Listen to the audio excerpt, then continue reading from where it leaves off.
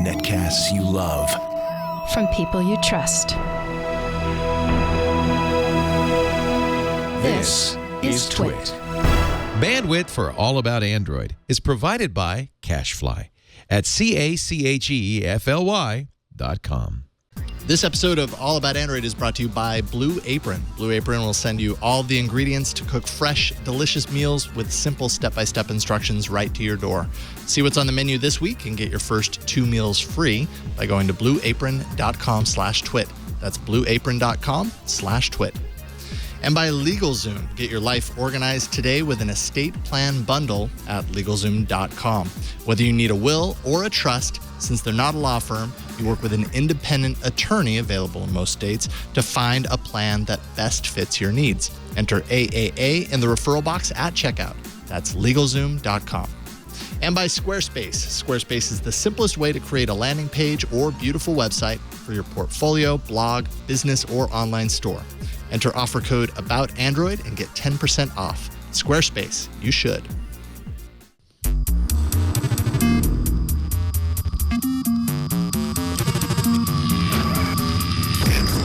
Hello and welcome to another episode of All About Android. This is episode 251, recorded on Tuesday, February 2nd, 2016. We're your weekly source for the latest news, hardware, and apps for the Android faithful. I'm Jason Howell.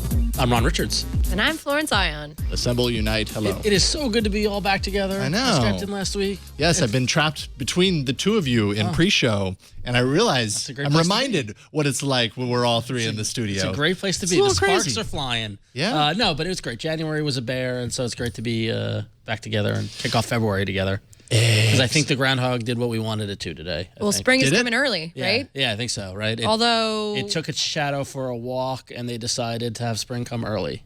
That's what I read. I'm trying to wonder what the implications are for El Nino here in California. I know. Oh. You know, the whole groundhog thing, like, that's actually not real. No, obviously. But I also feel like it doesn't really apply to the West Coast. Next thing you're going to say there's no Santa Claus. I'll talk to you after the show. I don't want to spoil it for any of our fans. Jason destroying all my dreams. I'm sorry. Right, well, anyway. Well, it's good to be back either way. Thrilled to welcome back to the show Liam Spradlin, AndroidPolice.com. How's it going, Liam? It's going well. It's great to have you back. And congratulations. Because of this whole GDE thing. We're going to talk about it in a little bit, but Google Developer Expert. You're an expert. I guess so. I don't know. Did they send you a certificate or some sort of award? They did not. A plaque? I'm still waiting on that. Okay. So. But they will. Do you get a sticker to put in your window like a Yelp business that says Google likes me? People love developing here. I'm just going to wear it on my shirt. Yeah, you should. There we go. Or maybe put it on your wall. I just know that you have a lot of space on your wall. I can tell. I have a lot of space. So it's called minimalist design. Yeah, I know. it's minimalist. I was about. Thank you, Ron. Thank you. I was going to say that. All right, fine. I get the feeling that Liam knows a little bit about design. I think so. We're going to talk about that. We got a lot of stuff to talk about this week, discussing Google's impending control over its Nexus line. Like I said, what it takes to become a Google Developer Expert, how Xiaomi and Muzei didn't actually enter the U.S. market, and a whole lot more before we get into the news. My favorite time of year. It's Ron's favorite time of month. It's the numbers. What's that? It's monthly. They do it monthly now. It's monthly. They do it every single month. It used to be every once in a while. Then it went to quarterly, and now it's been monthly. I'm just waiting for the daily update.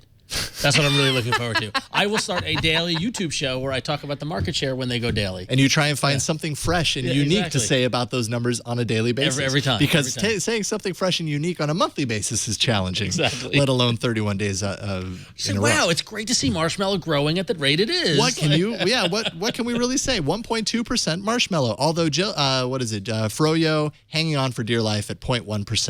Liam, will Froyo ever die? No. I want to say yes because I'm optimistic. All right. So yes. Is there some way to find these people and help them? Yes, that like 3 of them are on BART. I swear. I see these people with their old phones. I still see people with the HTC Incredibles, and I'm like, what? Yeah. I would love to Google call the Froyo and just listen, we'll give you That's a good idea. They should just give people a new phone, Nexus yeah. 5Xs and just be like, please. Or the Android One phone. the love or of whatever, market share. like some, for the love of market share. Tim Cook keeps using this against us. Will you please get with the program? Yeah. There we go. Kit Kat still beating out Lollipop too. Lollipop close, though. It's getting 34.1%, Kit Kat 35.5%. Well, and you know what? There's still OEMs out there that are making phones with Kit Kat on it. There's probably still OEMs out there releasing phones with Froyo. Yeah, exactly. For like super low cost and your convenience. Y'all need store. to stop that We ratchet. will go to Africa and we'll find all the Froyo phones. But they can't get certified by Google, though, if they're releasing even Kit Kat, right? Oh, at this point, What's the cutoff now? Yeah. Well, maybe they have stock. They should just not allow anybody to have access to those things, like developers. Like, no, you're not allowed to use any of these APIs. They're done. I think we beat that one to death. This is about where it gets every single month. We kind of like, okay, there we go, fresh stuff. There it is. Yeah, a Untouched. couple of There statements we go. on it. Couple of random things about numbers. And we really milked it once they started giving us numbers, and then they're like, all right, fine, we'll just give you numbers all the time. And now it's just like, oh, here it is. So that's I don't know where it's to go our with fault. Be careful what you wish for. yeah, there So, you go. yeah. There you go. But I'm sure we're giving Brian tons of ammunition. It's time to go to news.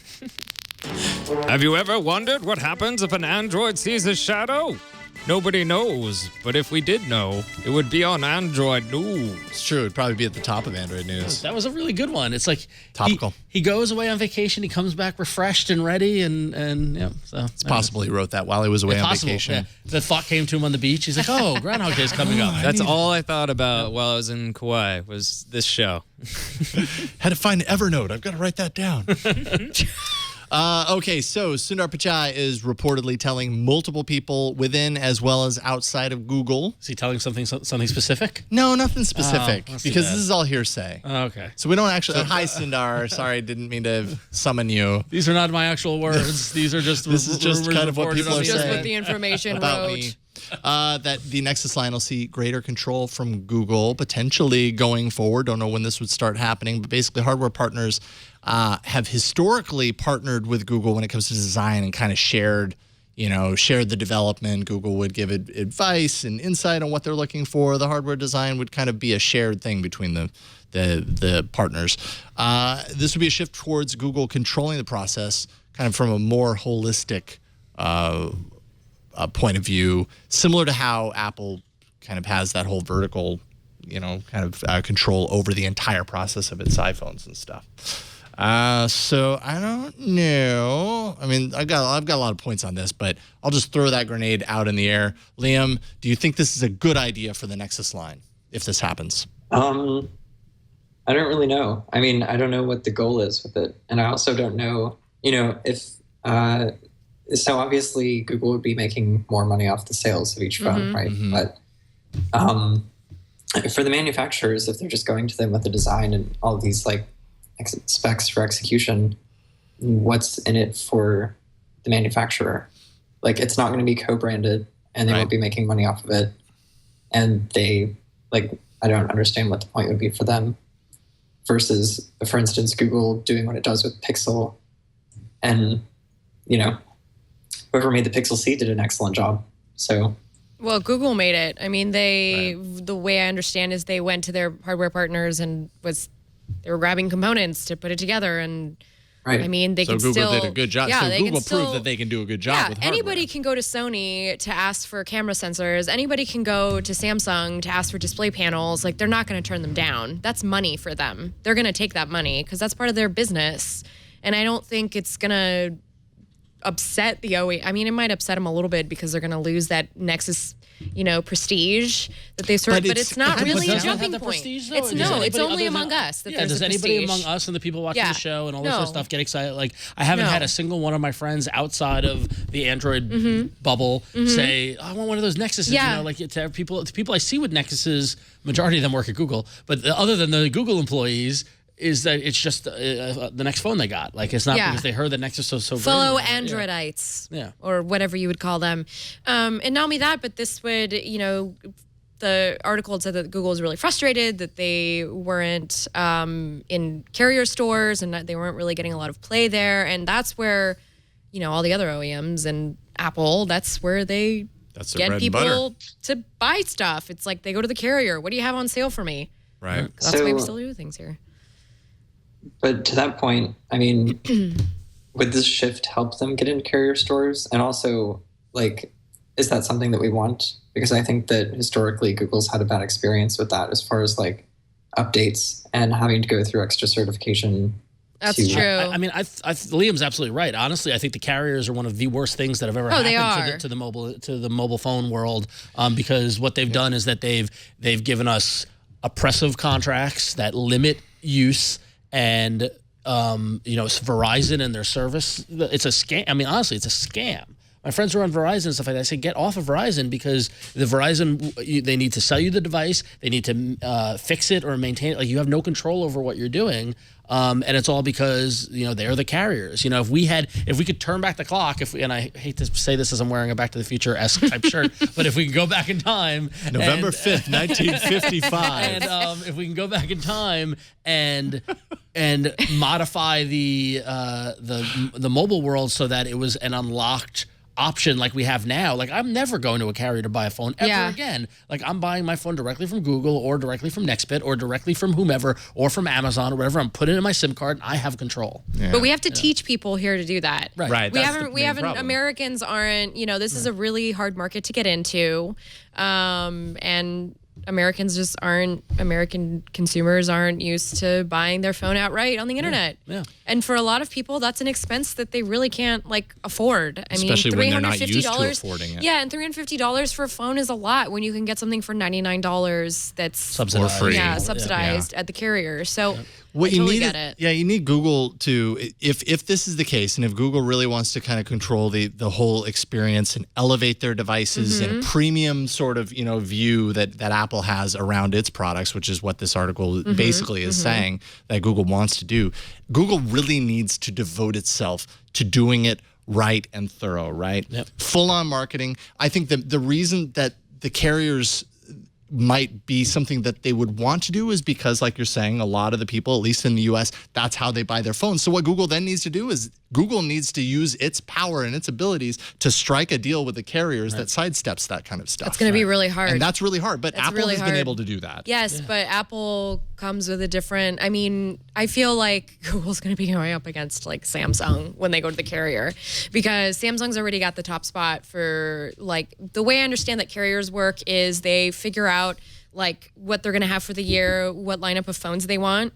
And it's kind of like TV programming. They want to fill in all these spots. They need they need the rugged. Yeah, they need the rugged phone. They need the high-end phone. They need this phone that does this. And so if that's already taken up, where's Google going to fit into that? But it's Google. That's, Google. Yeah. Just the name Google carries a lot of weight. It should carry a lot of weight. Why doesn't it carry a lot of weight? I think the name Galaxy might carry a little more weight with people who aren't Android fans. Yeah. You know what I mean? I don't know. Maybe I'm not that's giving people tough. enough credit. I would I love to think see us. that probably to a lot of people, if you said this phone is made by Google, or this is a Nexus phone, or this is even a Pixel phone, which is what I'm holding out for, they'd kind of be like, what does that mean? Yeah. I mean, Google is still a verb for search, right? Yeah. So that's what people kind of associate it with.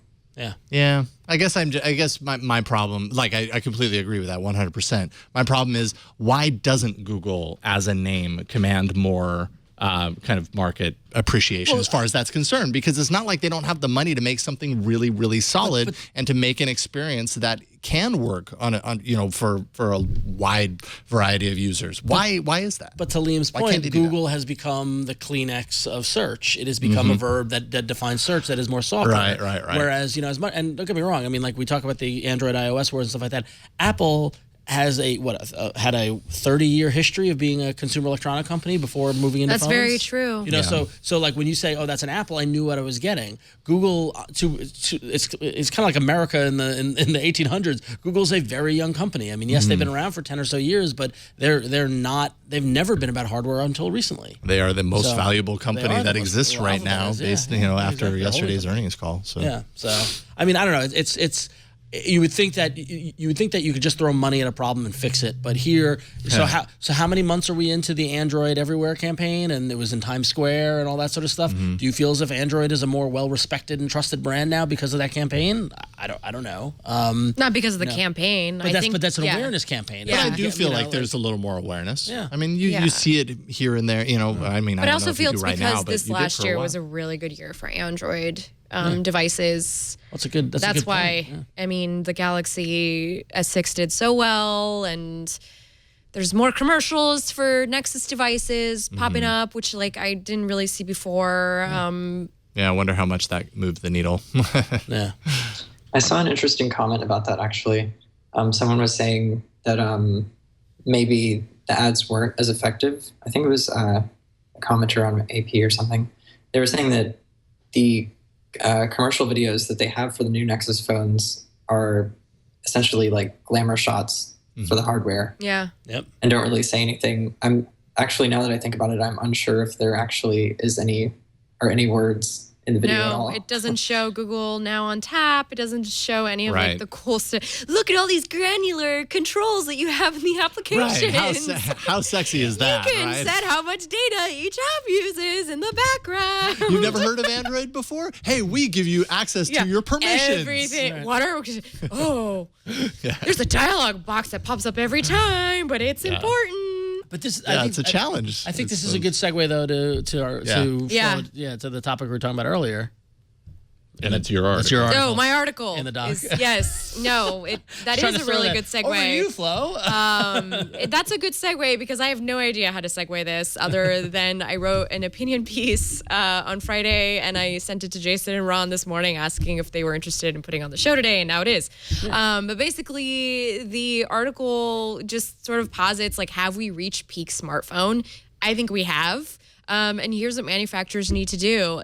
The crux of my opinion is that we need something more to wow us, and I think all of that is going to come from software. Yeah, and it was funny because when you sent the link, and I'm sorry I didn't see it on Friday or over the weekend, but I tried. Oh, it just went up yesterday. Oh, okay, Yeah. good. So I'm glad you sent the link then. Yeah. But when you sent it, I read it, and as I'm reading, I'm like, yes, and I felt like, and I actually said it to you, is that I feel like we've been skirting around this topic for almost a year now on this show alone. Seeing all and especially with Mobile World Congress, coming up, and with Google I/O in the future, every time we've seen one of these announcements, at least for the past year and a half, I found myself going, okay, yeah, great. What else you got? Where I feel as if we've reached this point where this is the smartphone and this is what it does, and now we're just iterating on a micro level. Look, we've got a little thing that gives you this information on the side, and look, this has got 13 megapixels. It's not innovative. It's not innovative. It's feature growth. And I think that's why I got so excited when I saw the Next Bit Robin, because I was like, look, that looks like moving forward in a way. Yeah, and I use that as an example of a company that is trying to actually, we still don't know if it's going to work. We still have to use this phone and test it and all that, but they have the upper hand in this case that they can market, hey, this phone actually fixes a problem. And that's, you don't have enough storage on your phone, so we're going to teach you how to take advantage of that cloud that you've been putting stuff into anyway. But not just that too. I think the software, the cloud-based backup of software is that, but also in the industrial design of it. Yeah, it's very different. I showed it to someone who's not one of us. Yeah. I said, "What do you think? What do you think of this phone?" And the reaction was like, "Wow, that looks like nothing else I've ever seen before," and it was really positive. And I think those are the kind of things that we need to see. I want to see the Star Trek phones. I want to see the bring me something that's going to wow me, and have someone stop me on the street and say, "What are you using?" Because I want that. And to that topic, I can confirm here that I've committed to purchasing a Next Bit Robin. So at the end of February, I will have a Robin. So I just got to get my Nexus 5. I got to get the jumper cables and keep it going until February. But yeah. So and I'm gonna put my money where my mouth is at that. So it's interesting what you're saying about software as a differentiator, because I feel like on this show as well, we've kind of held companies like Samsung to the fire for differentiating on software, in the past however many years, because Samsung is definitely a company that does different things with software, definitely plays around with a lot of different software features and to try and set its phones apart.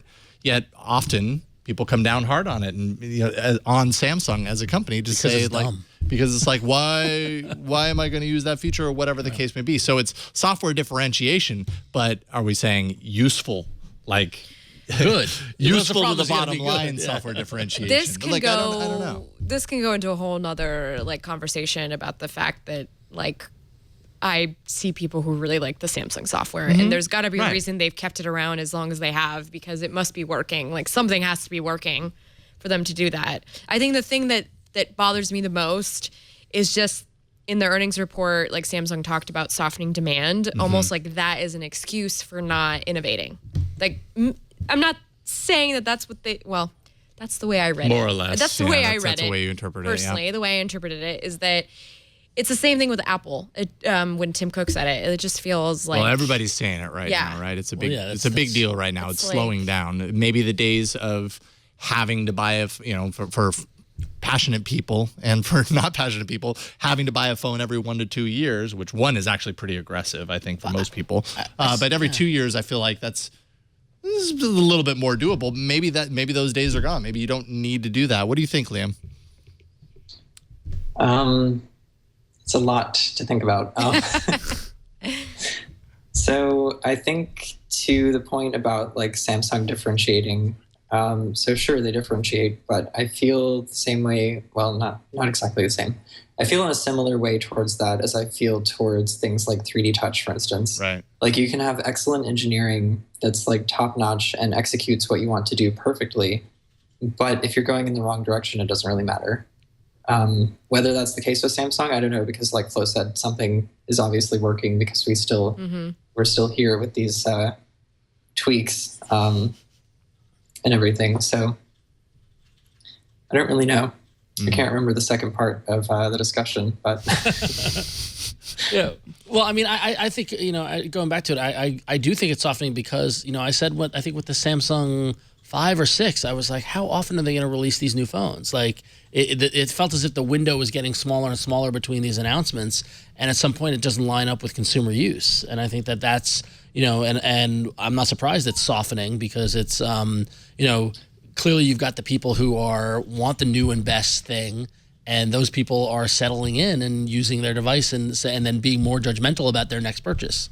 Right, so you're saying basically like demand is softening relative to the demand for each device, but that's because there are so many devices coming out in rapid succession that like each one can't eat up the same amount of sales as the last one. Right, and the justification to purchase the next one isn't the difference between them isn't great enough to justify the purchase. Right. Because honestly, I mean, whether or not I'm considered an expert in this or whatever, but I looked at the Samsung 5 and the Galaxy 5 and Galaxy 6, and and it was like, well, if I had a 5, I don't know if I'd upgrade there. When the 6 came out. Yes, the 6 was great and all this good stuff. And if I was a true Samsung fan person, like Flo says there are, which I don't quite believe there are that, but I guess so. Oh, there are.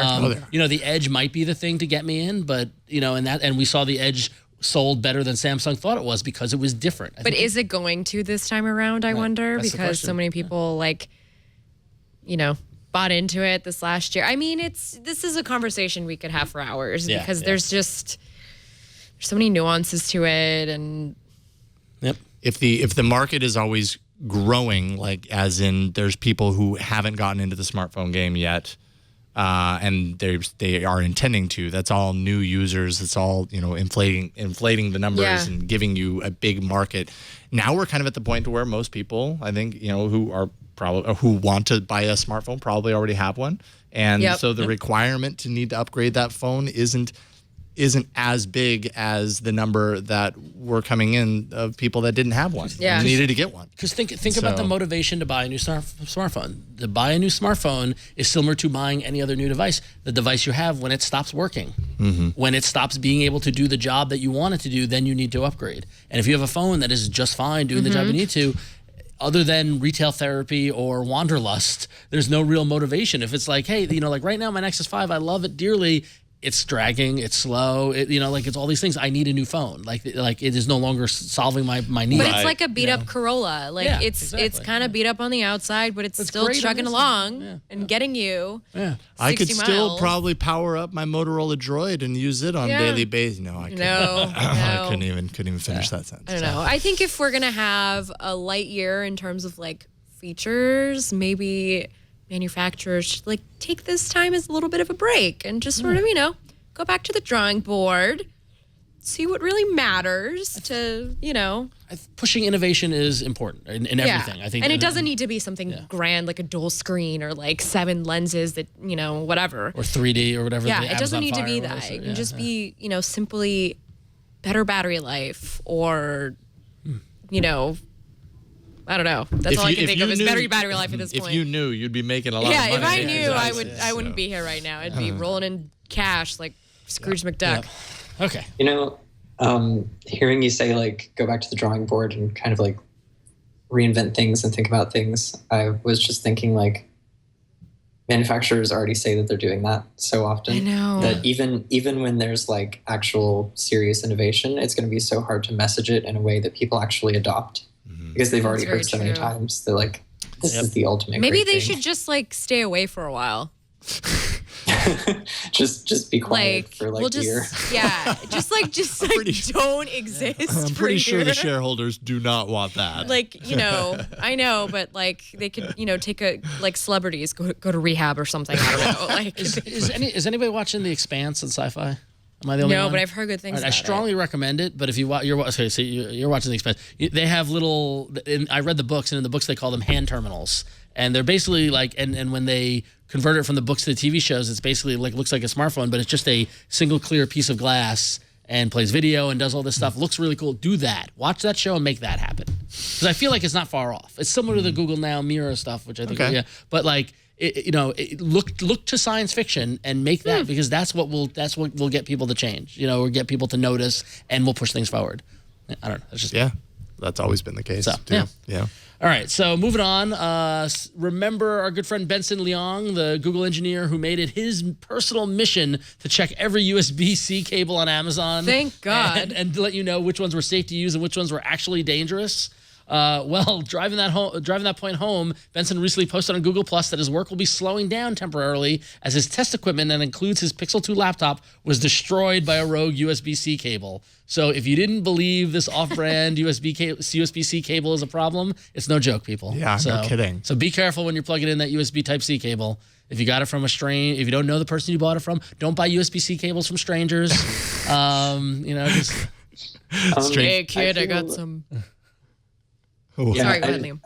I feel incredibly lucky, like seeing all these cables that he's unearthing. I feel so lucky that I've never been like exploded by a cable that I bought online. Like that's insane to me. Can I tell you when I was test driving the Nexus 6P and you gave me the 1+2 USB-C cable, which was before we knew, and then that happened. That Google post happened, and I went and I ordered one on Amazon. It took 2 days for it to be delivered. Those 2 days, I was like sweating bullets because I knew it wasn't my phone. I'm like, oh god, if this phone melts down, what am I gonna do? Am I gonna have to pay for it? And like all this, like So that was a tense 2 days because of that cable.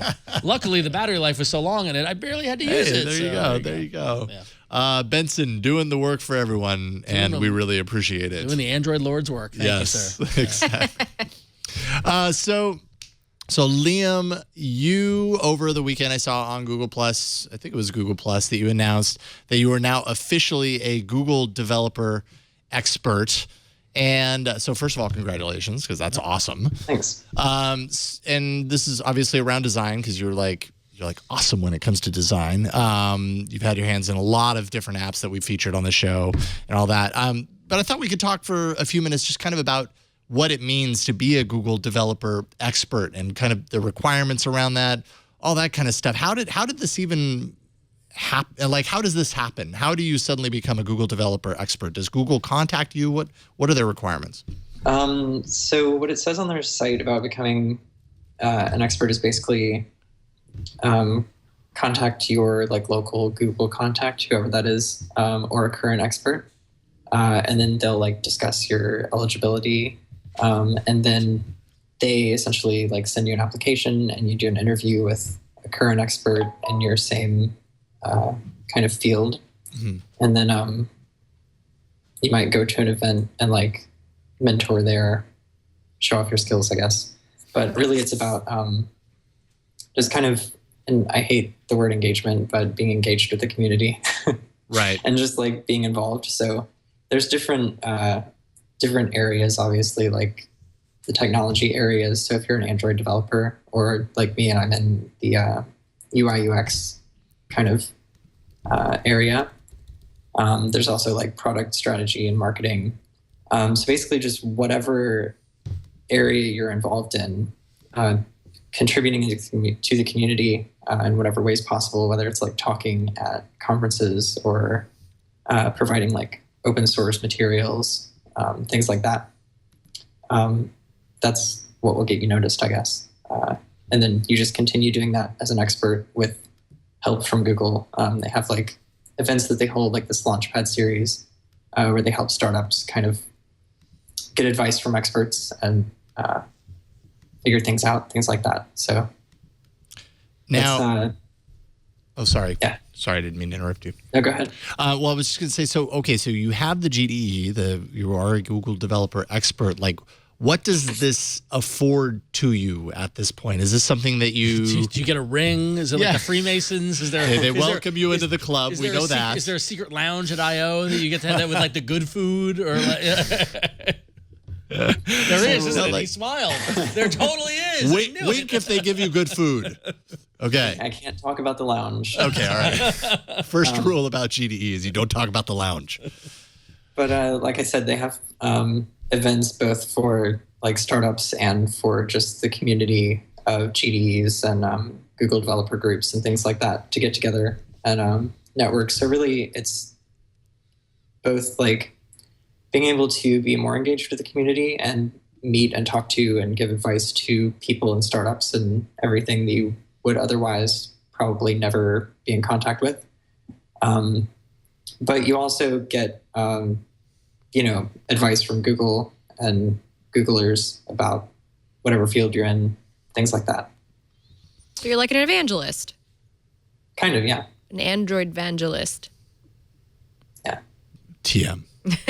Do you get a self-driving car? I do not. He's in New York, though. Sure, yeah, you don't need one. Yeah. It'd be like or a hellish. robot. Yeah. No, That's where it would robots. come in handy, though, actually. Yeah. That's true. Eventually. If everybody switches at once, it would be perfect. It's true. I noticed that I'm just browsing through the experts website, which lists all the experts there's a lot. people, which There's is a lot of which is people, amazing. It looks like there's a strong international presence. Yeah. Mm-hmm. And is that part of the? I mean, is that because Google can't be everywhere at once, so they're leaning on these folks to get the word out, or how, at least in your experience with Google developer experts, what has been the mix between U.S. versus international?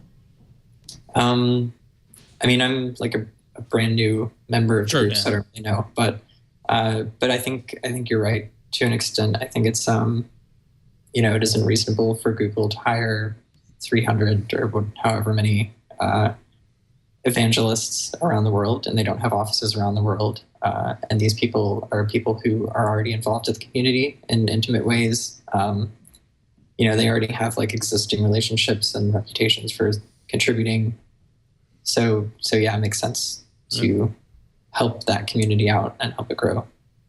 Yeah, we've had we've had Michael Wolfson on plenty of times. He's a Google developer expert, I think as of like a year or two ago. So it's just kind of a cool kind of look into one way that Google, I guess, is engaging with its community through you guys. And I have to imagine, like, for the business, for the work that you do, the design work that you do, outside of the writing that you do for Android Police, having Google developer expert like on your resume, that's a pretty big deal considering the people you're working with.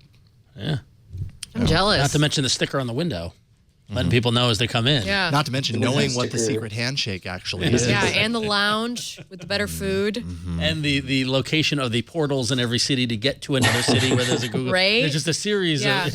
Never have to use benefits. TSA ever again. Google's like Chelsea Market has a portal that goes directly to Mountain View. And Ooh, vice I like versa. that. I like that Chelsea Market has I don't one. think you're supposed to tell We're us going to have to edit Can that you get me out. some cookies on your way over here, by the way? There's some really good cookies at Chelsea Market. That's awesome, Lee. Liam. Congratulations on that. That is super awesome. I know. That's pretty cool. Couldn't happen to a better guy. There we go. Congratulations, Liam. Liam, you're awesome. Thanks, guys. You're welcome. Hey, Keep going. is your Skype feed turning red? You look like you're kind of turning a little red. I don't know if this is a technical Hey, issue that we're everybody having. could use some positive affirmation, you know? True. And, Fair enough.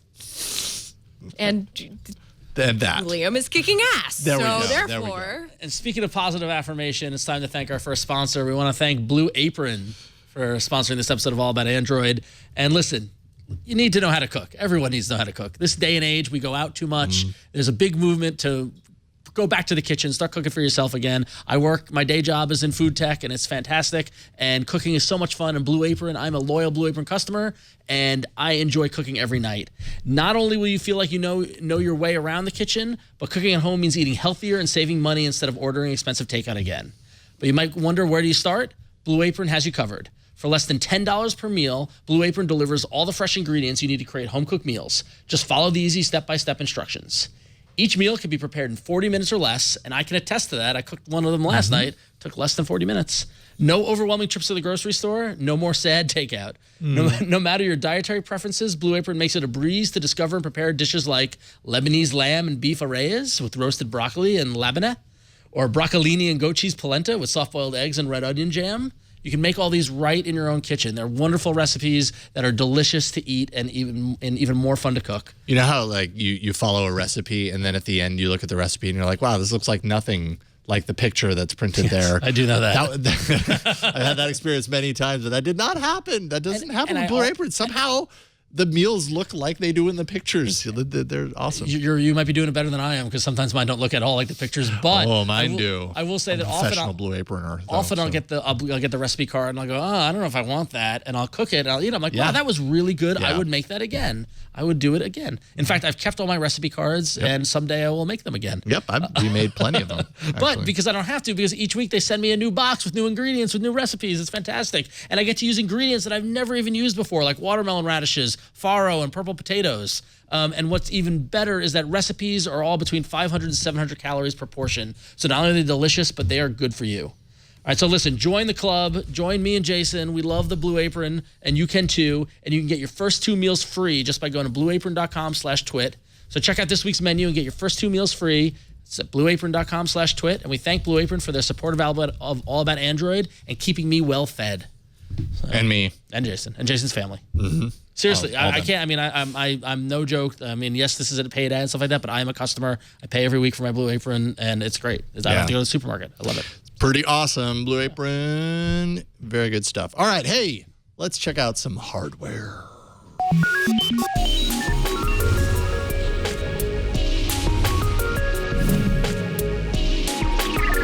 You've got a watch. I do have a watch. It's not, You're like, what are you trying to? Oh, yeah, that's right. I think she forgot that she told us she was wearing the watch. I just really like the melody to the hardware. It's nice. It's segue. the children melody. So it Yeah, like it's chills me out, and yeah. I'm like, oh, I'm gonna do a show. I know it's kind of the opposite of hardware. Yeah. Well, You kind of expect. we don't want to expect, yell at people. You know, like Yeah, hard no. banging techno or something. No, positivity. Hard banging techno. There's your episode title. Sorry, go.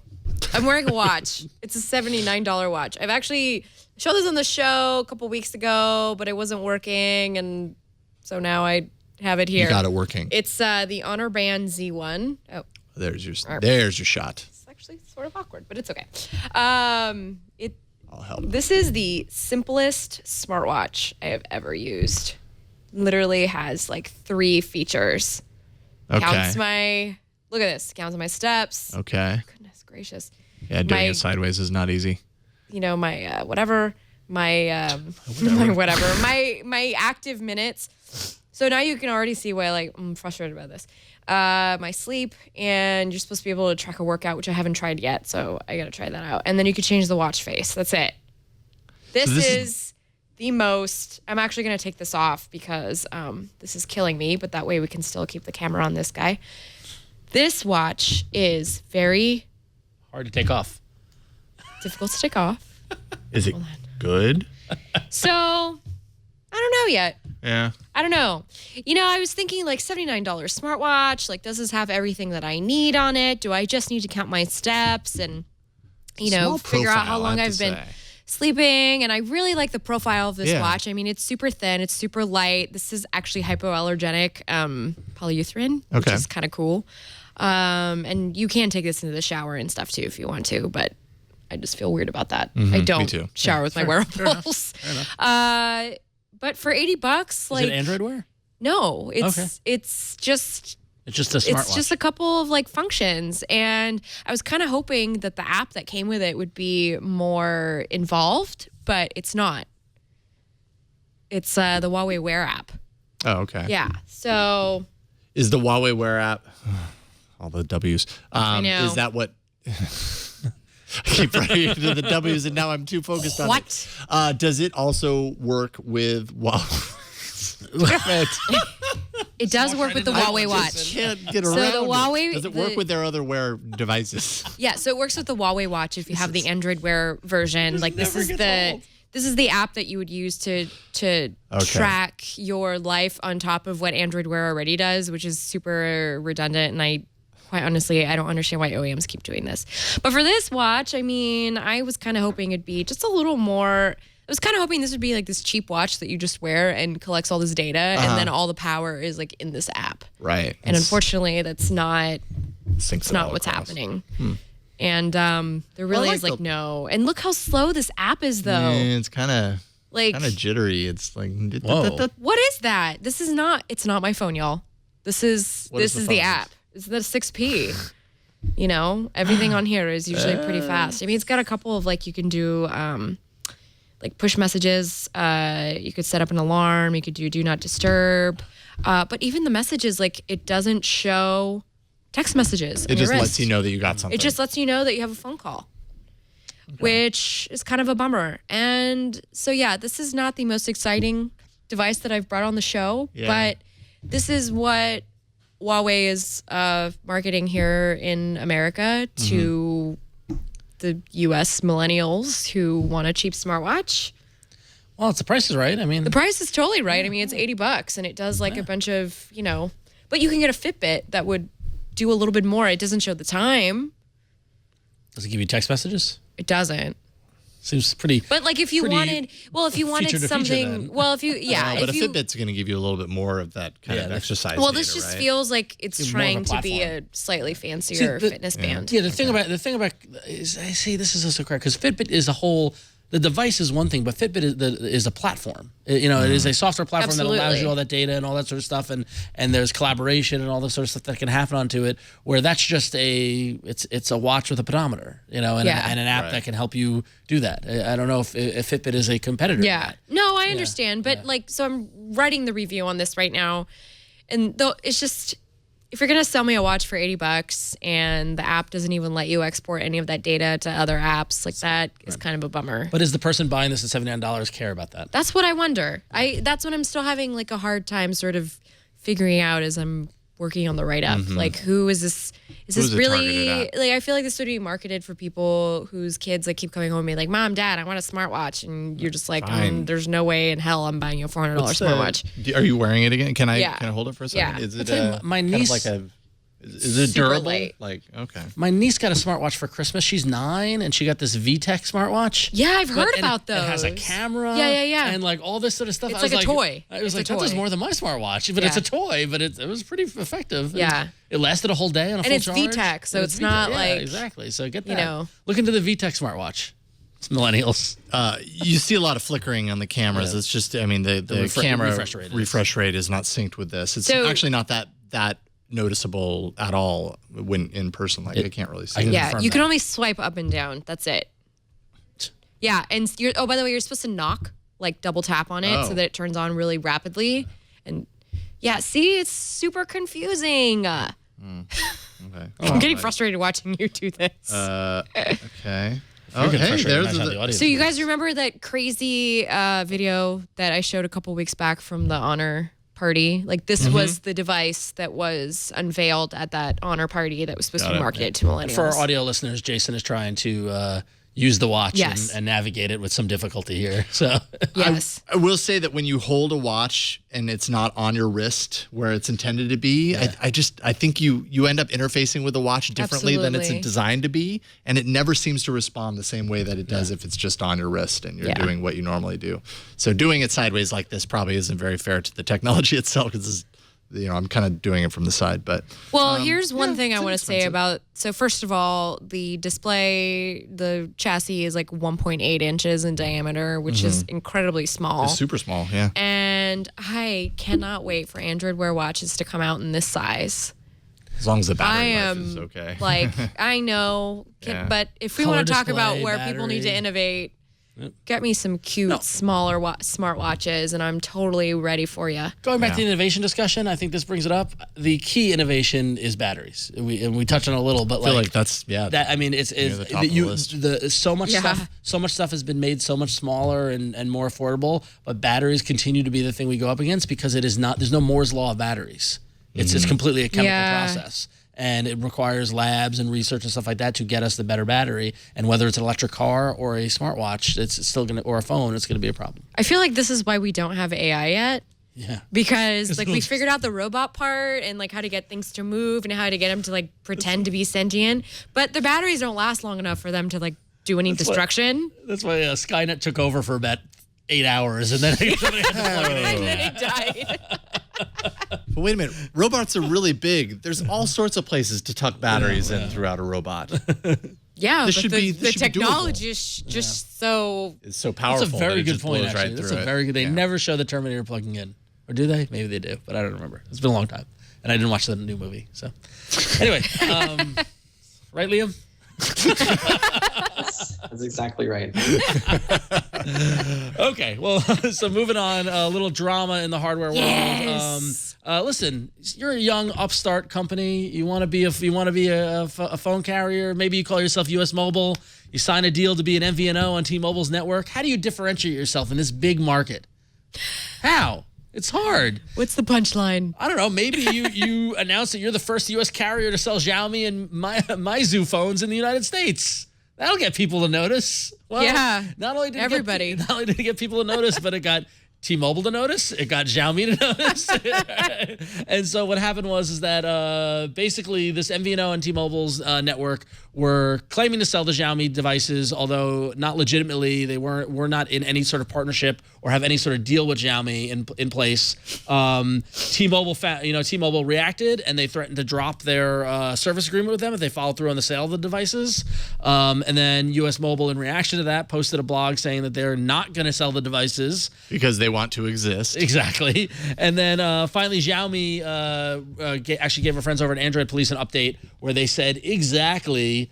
I had it right here. Recent reports have indicated that Xiaomi products will be available in the U.S. Xiaomi only offers a small selection of accessories for sale in the U.S. through Me.com. There are no plans to sell smartphones through any authorized distributors in the U.S. U.S. Mobile is not authorized to sell Xiaomi products in the U.S. So, good try, U.S. Mobile. I got to give them credit for trying. He wrote a blog post too Yeah. on like the US Mobile website about how he like gave the scoop to I believe that PC Mag is the one who Yep. broke the Right. story, so they like gave the scoop and hoping it would just like get people excited, and it just ended up causing him all this Oh, I mean, when drama you read because- the article on the PC Mag, like the first time I read that, I was like, oh wow, this is not happening. Like there's no involvement. It was just through super Xiaomi. weird. I'm like, It's, what it's is all even imported. Like I have a Mi 3. Yeah. We bought a Mi Yeah. 3 for this show, and it it ships with no Google Play, Google Services support. It comes with all all the kind of tailored for the Chinese market services built in, and that's all they were going to do was And- import it and yeah. sell it on the network, and it wasn't going to It support doesn't all even the have LTE. like the LTE I was like, yeah, this is not bands. lasting. And what's fascinating is that they're trying to position themselves as a no contract carrier. They're all about freedom, and people should be able to use whatever phone they want and stuff like that. So I support. I mean, good on you. It's Yeah, U.S. yeah, yeah. Mobile. This is great. We can have whatever phone you want. USA. Yeah. But Right. you got a little big for your britches. So. Yeah, it was kind of fun though. It was For a that fun little short period drama. of time. Yeah, fun little drama to like follow on like Twitter and blogs and just be like, ooh, I just kind of figured if Xiaomi had no involvement in this whatsoever, then U.S. Mobile, if they followed through on selling this, was going to face some sort of legal action. That's probably in also regards true. To, you know what I mean? Like Xiaomi has long been kind of discussed as, the type of company creating the type of devices that if they brought those devices to the U.S. legitimately, companies like Apple, Samsung, whatever, would automatically throw the courts at them. And if Xiaomi's devices are available here, but through somebody like U.S. Mobile, maybe that attention gets directed at them. I don't know. And it's fascinating because like Flo mentioned, I'm looking at their blog post now on their blog, which is the blog.usmobile.com. Brian, if you want to pull that up. But it sounds like they think they got screwed because they say that they launched their marketplace and a place where you can buy phones. Any type of phone, whether it's Xiaomi, OnePlus, or Meizu, it's nothing new. Amazon, eBay, and other marketplaces offer Xiaomi and Meizu and countless other brands. And he says neither U.S. Mobile nor PC Mag claims that U.S. Mobile is an official distributor. Right. We were clear in mentioning that U.S. Mobile will continue to work with Xiaomi and Meizu distributors. So, and then they said they pulled them off their website because, because they.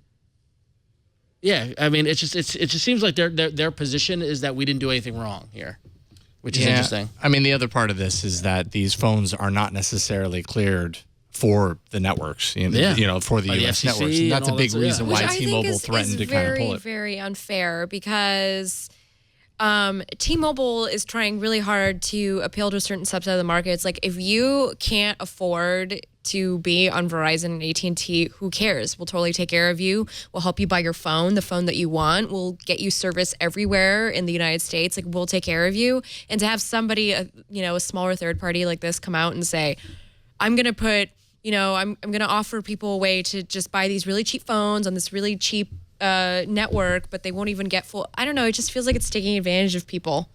Yeah. I just feel like it's by not offering it. No, I feel like it's taking advantage of people by offering these really cheap phones that were not vetted on this network that's supposed to be really cheap. It's piggybacking off of T-Mobile's cellular networks, and it's killing the vibe for me. Like it's just that's not cool. I mean, it's not cool when you lie. Yeah, but I don't think they lied though. But according to them, they didn't lie. They just so should Amazon take down all Xiaomi listings? On the you're right. But the thing on Amazon or eBay, that's different. No, why? It's because you would go to Amazon or go ahead, Liam. Say something.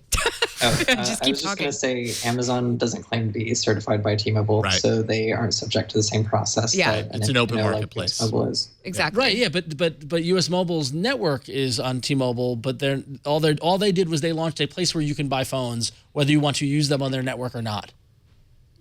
Yeah, but T-Mobile is basically saying if you're an MVNO on our network, like you can't even do that because what you're doing is encouraging people to buy a phone that is not cleared for our network. Right. Not to mention like selling a device that's created and meant for the Chinese market to the U.S. market. I mean, totally ties into what you're talking about, Flo, where it's just like. No, that would not be a good experience for almost anybody. That would maybe be a good experience for the audience that follows this show because we could actually do something about that. We would know that there are ways, and I do on my Mi 3. I do have Google Play services on there because I know how to make that happen. Right. There are ways to do that. But the general consumer, the person that's doing this because they can't afford a more expensive phone, probably isn't going to know that and is going to get this thing and be like, what did I just do? Like, what is this thing? Because they were cheap phone. I mean, they were way cheaper than what they're offering the Galaxy and the iPhone. Right. And also, by the way, I was looking at that and I'm just like, oh my God, $500 over like 48 months. Let's also point out, Brian, I just gave the link in the chat room that you can buy a Samsung T199 for $10 from US Mobile. Yeah, I saw that too. And I was like, in case you're looking to expand out into some businesses where maybe you need a phone that you can throw away quickly, the Samsung T199 might be your option. Omar coming. $10. So there you go. Speaking of Samsung, they sent out invites for its Galaxy Unpacked event. It's going to be Sunday, February 21st, 1 p.m. Eastern, 10 a.m. Pacific at Mobile World Congress. 6 p.m. World Congress time. Yeah. What's in the box? What's in the box? Prizes. Yeah, you're going to be there, of course. I am going to be there. Are you going to be there, Liam? Do you go to these events for the devices, or do they hold you back for that? I will not be there this year. Yeah. I've been in the past, but not this time. Are you happy or sad that you're not going? A little sad. I'm going to miss out on the smoked ham.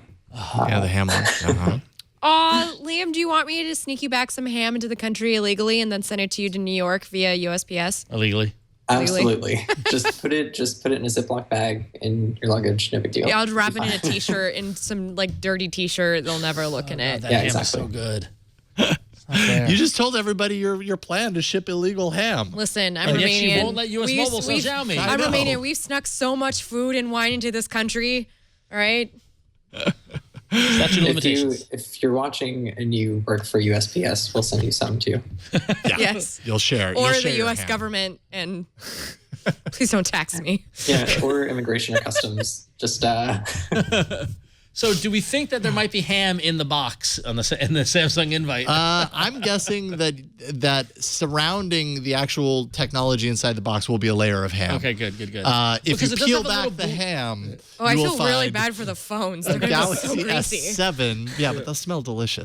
Galaxy S7, a S7 Edge, and possibly a larger S7 Edge Plus. Ooh. I feel like that S7 Edge Plus rumor was debunked for some reason. Was it? Okay. I feel like I read something that was like, nope, but right. I could be wrong. It's all rumory, but you know that there's going to be some sort of Galaxy release. It's on the invite, so we have to assume this. Now, do we think from the invite with the little box and the blue light coming out of it, do we think I get a little VR vibe from that? Well, they did do the announcement that they were going to start doing the camera for the Gear VR, so that's like happening. But that thing was announced like 2 years ago. Right. So 360 VR But camera. there's been a lot of movement 360. from Oculus. I mean, Oculus was Yeah. big news at CES, and so I don't think so. I think they're gonna do, if they do anything with that, I feel like they would do it at, why don't they do it at GDC? That would be a good place to like. why I is don't know. VR only gaming? No, that's true. That's true. I don't know. I just want to give GDC some Samsung love. I don't know. You know. You want to spread the Samsung. Yeah, why not? I just want to spread out the work. No, but I mean, blue is Samsung's color, so I'm assuming it's just a fancy box with. So Yeah, I'm they working kind with of have speculation here. They have the box. No, it's on good their invite speculation. usually. It's good. Because it's called the unboxed. Well, because the reason why I event, so. thought that is because I mean, I don't know if you walked by the Oculus's booth at CES, but it was just a big black box. Oh my God, that's Right? true. Like, right? So And it was so like crowded. I remember trying to walk through that. Oh my God. It was so. I don't know. It just reminded those two things kind of reminded me of it. For some Yeah. reason, that blue glow I associate with VR. For some reason. Samsung developer site does confirm that Galaxy S7 Yeah, Edge yeah. exists. I saw that so on probably XGA. gonna at least see that. Yeah. Hey Flo, we have an email. We have an email. I'm going to read the email verbatim. This is from Johnny of Sweden, which, by the way, Johnny, I've been to Sweden, and you have a very nice country. However, the beers are a little too much money. Johnny says, it's like €9. Anyway, or whatever in kroner. Hi. I have a problem with automatic photo sharing. I use the Google Photos automatic backup of my photo folder. For some reason, I even find my downloads folder backed up even if it's not selected for backups. I want my spouse to be able to see and manage the photos I'm taking. I would love if they could show up in her Google Drive automatically. What is the easiest way to get an automatic backup that both me and my spouse can access? Thanks, Johnny of beautiful Sweden, where the beers cost a lot. Good question. Yeah, okay. Maybe you all have different ideas, but I'm going to share what I do, what my wife and I do, and it's not the kind of thing that most people are going to want to do, but you share an account essentially. And you both upload to the same so any photos she takes on her phone uploads to the same Google Photos account, aka Google account that mine do, and so all of our photos are combined into one. Let me ask you place. another question. Do you guys have the same bank account? Or do you have your Yeah, own? You do? of course. That makes sense for We you. have yes, we have many. Well, yeah. Well, you Why, know, do you mean do we share? Well, our yeah, bank like the accounts? idea. Yeah, Yes, 'cause I absolutely. feel like couples are either the all-in sharing everything couples, or Yeah. the Chinese wall in between them. You're couples. very true. That's Yeah. why I It's gonna said be not me. everybody's going to like to do that, and there are other considerations around that from like a security perspective. Is that basically there's another device that's walking around that has access to your Google account. You might trust your wife, but if someone or your spouse, but if someone gets a hold of that device, they now have access to your account information. So there are definitely considerations there. That works for me. though. So I don't know. I mean, the main way is to go into Google Photos. You click on the More button, which is what I call it. You click on, and this is in your browser, you clicked on Shared Albums, and then you can choose which albums to share. And as long as your spouse has a Google account, that should be shareable. They have to actively share. Yeah, you have to actively share it with them for it to work. And you have to, I would suggest building an album that's just for family photos or whatever, and then sharing that together. But if not, there's those Dropbox. You could just do automatic photo backup. Yeah. Just have a shared Dropbox there are folder. other ways. Yeah. Liam, what do you think? If you're specifically looking for Drive automatically, I mean, there are things like folder sync. I mean, you can turn on a Google Photos folder in Drive, but it's kind of like organizationally not as good as the Photos site. Yeah. The But UI yeah, I would say just a shared album or just an account that maybe you just create only for that purpose, and then you just set your backup to go to that account. I feel like with all the improvements they've been making with the newly relaunched Photos, like wasn't there like a family plan? Yeah. Or whatever? That was the whole point. Yeah, so I feel like this is something that you should be able to say, these are the members of my family, upload all the photos to here, and anybody or some, the parents with the admin privileges can organize or whatever. It was supposed to be a rival to iCloud. Yeah. That would be nice. nice. Maybe it's coming. So maybe it's coming. I hope we helped you, Johnny. Yeah. Yeah, a couple of ideas there. If all else fails, just do the Dropbox thing. Because let me tell you, everybody uses Dropbox, even like your grandma. Yeah, your grandma uses Dropbox. It's true. Grandma uses I don't know Dropbox. how I know that, Me. but there we go.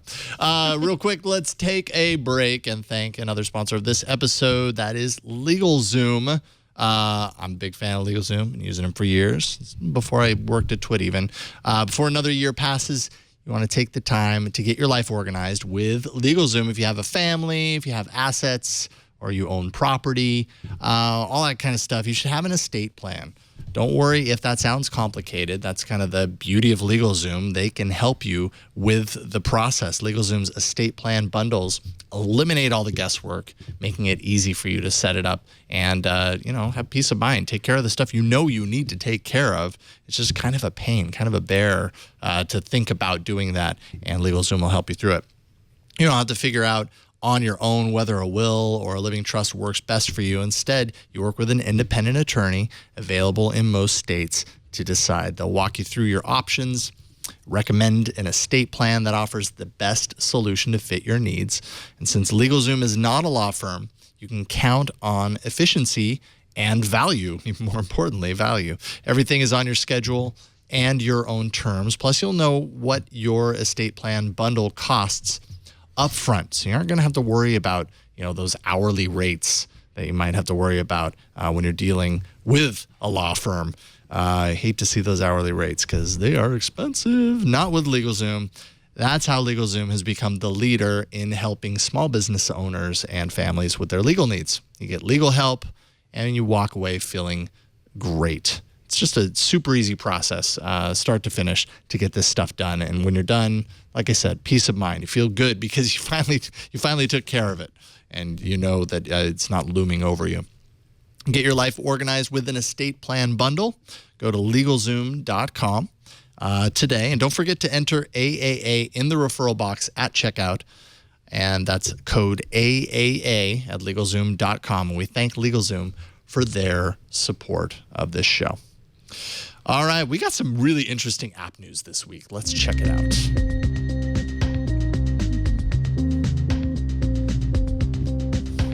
Alrighty, and one of my favorite topics, I remember back, was it last year when all the new iOS updates were announced, one of the big things was that Safari would support ad blocking, which had a lot of people up in arms. Well, now next in line is Samsung. Speaking of, this seems to be a very Samsung-y type show. Samsung has announced that their browser, their web browser in their Samsung phones will add support for content and ad blocking plugins. It's going to work similar to how content blocking works in Safari on iOS. It's going to be available for Samsung devices running Marshmallow and plans to bring it to Lollipop sometime.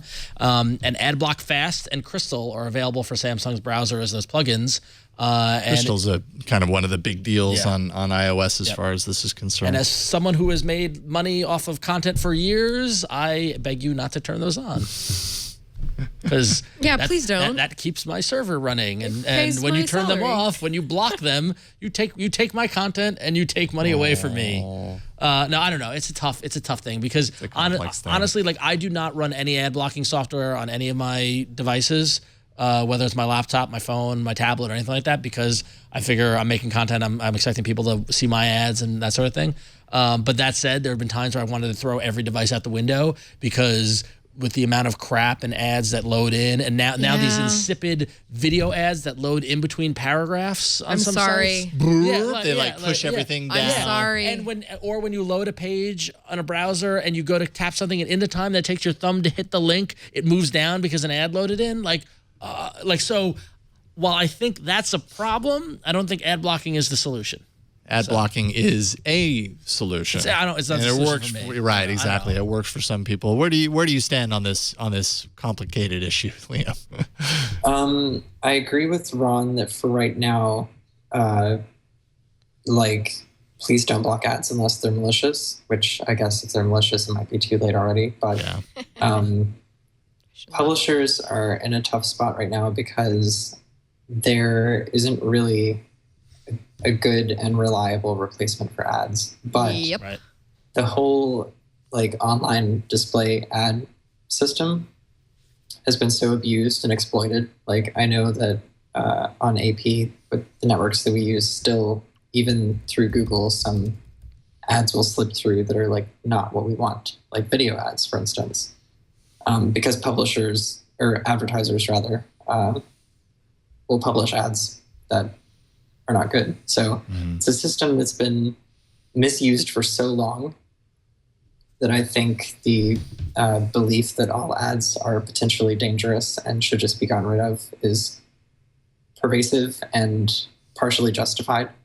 So I think that online display advertising will die eventually, and something else will come along, whether that's, my guess for the short term is either subscription models, which everybody's getting tired of subscriptions. We all have too many subscriptions. And they don't really work for a lot of publishers. Right. So the alternative to that I can see is things like means of advertising that are more native, things that can't be blocked. So whether that's sponsored content or, just things that are in line with content that are just part of the content and can't be blocked, which is something that I think we also, as users, don't want. So we're in a tough spot right now. Well, and the thing is that I agree, Liam. I absolutely agree with you. It's been abused as a publisher. I've dealt with that abuse. I don't want video ads to run on my site, and then video ad ran on my site. My users complained and all this sort of stuff. That's why when Google launched Contributor, which you can go to contributor.google.com, I signed up immediately as a reader.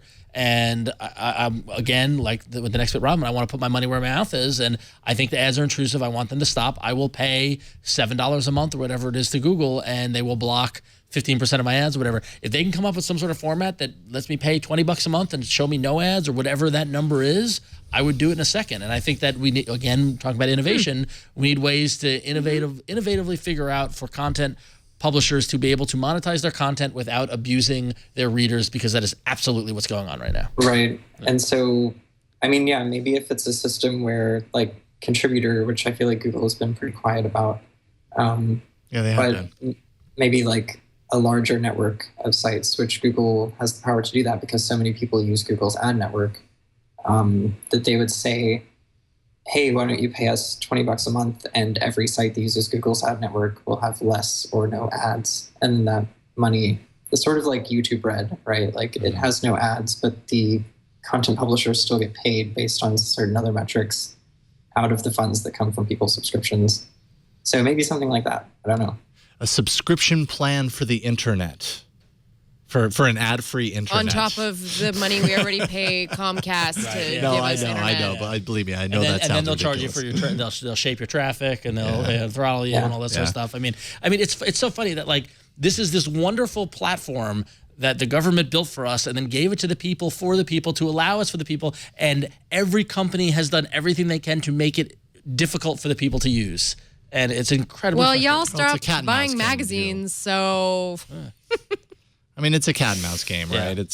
It's like they make a change to the invasiveness of the ads because people are finding ways around it, and they've got to make up the difference and all that kind of stuff. And ad blockers do have whitelists, by the way. So at least if you're insisting on using an ad blocker, whitelist the sites that you actually really love. Make sure that they're getting. But we appreciate how many people actually use this whitelist. Like really, I'm just saying it's an option. It's like if you didn't know it was there. Now you know. Yeah, it's like okay, here's a TiVo, use it for a year, but watch the commercials on the networks you do like. And it's like, no, you're skipping the commercials every time, Right. And for millennials who don't know what TiVo is, that was a TiVo was this thing called a DVR or a digital video recorder. But yeah, no, it's kind of thing like like I don't watch commercials on TV anymore, and like and that's I just don't anymore, and then that ship has sailed, and like and so.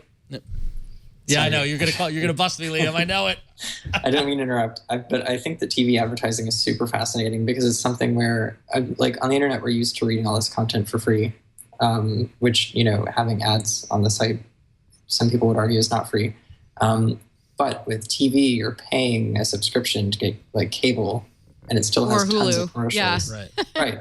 So I think that's super interesting, and I also think to your point about like the invasiveness of ads, it bugs me so much that like this is part of how the system is abused. Like you might be getting clicks on those ads, but they're fake. Like you're only getting them by tricking someone. Right. So it just there are many things about the system that don't make sense to me. Yep. Yeah. So I mean, and I understand the ad blocking plugin for Samsung's browser is probably something their users want, and it's on iOS, and we're playing. That's why it's on iOS. Exactly, and that's the main thing. Why. But I mean, I don't agree with Apple doing it. But it's tough. It's a tough issue. I like that you turned this into like an ad thing because I wanted to turn this into like Samsung keeps trying to compete with Apple like directly. Which is interesting because your paycheck is paid mainly by your content creator, so like this would affect you directly. Cannot comment on it. I mean, I think I love my job. Right. Thank you for reading PCWorld.com and Greenbot.com. We really appreciate it. It's what sends me to Mobile World Congress, so really appreciate it. It's a tough world. I think like even apart from competing with Apple, like this is a conversation that's been like quietly happening for a long time now. And so I think Apple's move, like whatever you think about it, is important. Like even if Samsung is only putting this feature in to compete with Apple, like that's fine because I know that like no matter what the situation is, people are going to be like publishers are going to be dragged away kicking and screaming from display ads because it's very hard to come up with a good solution now that everybody's used to free content. So I don't know. In a way, I'm glad that the conversation has started because I think it's one that had to happen eventually. Eventually, and there had to be a moment where it becomes necessary, and that kind of seems to be happening right now. So it's uncomfortable, but maybe in the long term it's a good thing. Google's done a lot to kind of fight what they call bad ads. They released a report a couple of weeks ago about that, where they're trying to get rid of some of the deceptive things, like a tiny little target that you have to tap in an ad, and then because you missed it, it ends up loading the ad, and they get paid on that, or a moving ad target. And these are the things I don't understand. Google's cracking down on so my first job was at a digital ad agency, and on the day one of the job, I got handed a printout of a PDF that was the IAB ad standards. And this is much longer than I want to admit, but I actually worked at the digital agency that invented the banner ad. And they were very proud of that fact, and they were churning them out in the late 90s, early 2000s. And we lived and died by IAB standards. It was 468 by 60, the 250 by 250s. It became the 728 by 90, like all these sort of things. So why can we not get IAB standards for where the close button goes? Or where or the interaction, so that it's the same experience every time you use a thing. And honestly, the ads and bad ads and all this sort of stuff, they're a problem. But it's honestly, it's the third-party server calls that's why they're doing it. Because if Brian showed the video that Samsung showed, it showed the load time difference in the ad blocking. So the ad blocking, the reason for the ad blocking, they're saying is that it's not to steal money, because ads are invasive and annoying. It's to let the page load faster. Yeah, right. So I don't know. I'm just ranting now at this point. I'm so very upset. I feel like I could talk about this for hours. But, yet one more thing that I can complain about that I disagree with. I wonder, like, if video ads, for instance, were never a thing, like, would we still be having this conversation now? Like, if the ads that are allowed to abuse performance so much just weren't allowed, would the perception of ads be as bad as it is now? If they were simply like Google AdWords off to the side, the way that pretty and also intrusive. Like, would that even succeed? Because would people be still looking for more like innovations on how to show someone a display ad on a website? Yeah, that's a good question. I don't know the answer to that one. I don't know either. I don't know. It's a challenge. Samsung, obviously. man. I would want Samsung. Yeah, Samsung. I want my pages to load as fast as possible. That's it. I mean, I think that's what everybody wants. It's a bummer when everything is. I want everyone to get paid. Yeah, exactly. Yeah. This is an ad-supported program. I want people to listen to the ads we do. I want people to, Yeah. Yeah. I don't know. Anyway. Not to say that we are totally outside of the realm of people skipping ads or whatever, but it is a difference between having a call on a website that is called out by code that can be actually lifted out in the way that ad blockers do, and having ad content just kind of streamed in the middle, streamed throughout. And it's kind of part of the whole. So there's a difference there. Maybe someday there will be blocking for that too. I don't know. I'll tell you what's even worse. What's even worse, and it falls under ads, but they're not specifically ads, and it's not so much video ads or things like that. But what gets me is Taboola and Outbrain and all these dumb plugins that sit at the bottom of a page that give you these. They're probably links that Flo clicks on, but like 6 articles that are like, you won't believe what this celebrity wore to the supermarket. Oh, like those you things. see those? Like, I totally click on those sometimes. I knew it. The other day I was looking up, I wanted to post something about this and about how stupid article titles are getting with the curiosity gap, which is basically like creating a curiosity from the title that it's irresistible for someone to click. And I found an article about how the curiosity gap is closing and clickbait will be gone in no time. And then I scrolled back up to the top, and the article was from 2014. Wow. And I shed a single tear. Well, yeah, it's like if I see that dumb picture, and the girl isn't dumb, but if I see the dumb picture of a girl in a red hoodie that says, "You won't believe how this San Francisco startup made millions on this hoodie." That's a Business Insider story. Yeah, no, I know, but it's like, why does it keep coming up? But it's everywhere. No, I know exactly which one you're talking about. Exactly. So I'm like, do I need to get that hoodie? Wait, no. There's no tall sizes. So No, my God, like those because I know because I had Outbrain on my site, and I know the purpose of it is to bubble up content that be relevant to your readers. Yeah. And the first thing I did when I configured Outbrain on my site was I turned off the other content. I just wanted to bubble up my content, don't bubble up other people's content. But that's where you get your money from. And so now it's no longer bubbling up your content; it's bubbling up any content from the web, and it's all pay-per-click, and it's all insipid and horrible and evil. And I'm sorry, now I have no point. I'm just very upset by it. It's actually kind of depressing to me to think that someone out there is thinking like, wow, will I really not believe about this hoodie? I better find out. Like, yeah, right. Is there a possibility that I'll believe this? It's funny because actually this came up on my other show on iFanboy when we were doing our Star Wars review, The Force Awakens back in December, because at the very end of it we kind of diverted and we were complaining about the listicles and the 39 Easter eggs you missed in Star Wars or whatever, and which I agree. Like, as someone who kind of helped create the way the geek fandom cover movies and stuff like that, what we're doing with iFanboy, 8 years ago, like, I hate to see what it's become of these like worthless kind of lists and all this sort of stuff.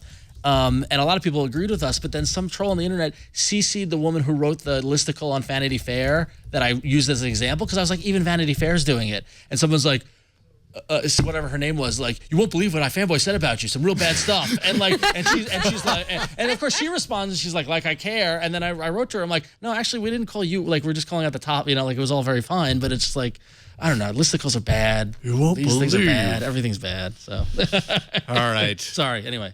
we should move on. Obviously, we could talk for days on this topic. Speaking and it's of money. fascinating. But yes, how about that? Speaking of money, Yes, lots of and money. apps and stuff. People familiar with the matter are telling the Financial Times that Microsoft is paying $250 million So to I acquire SwiftKey. think this was done while we've been talking.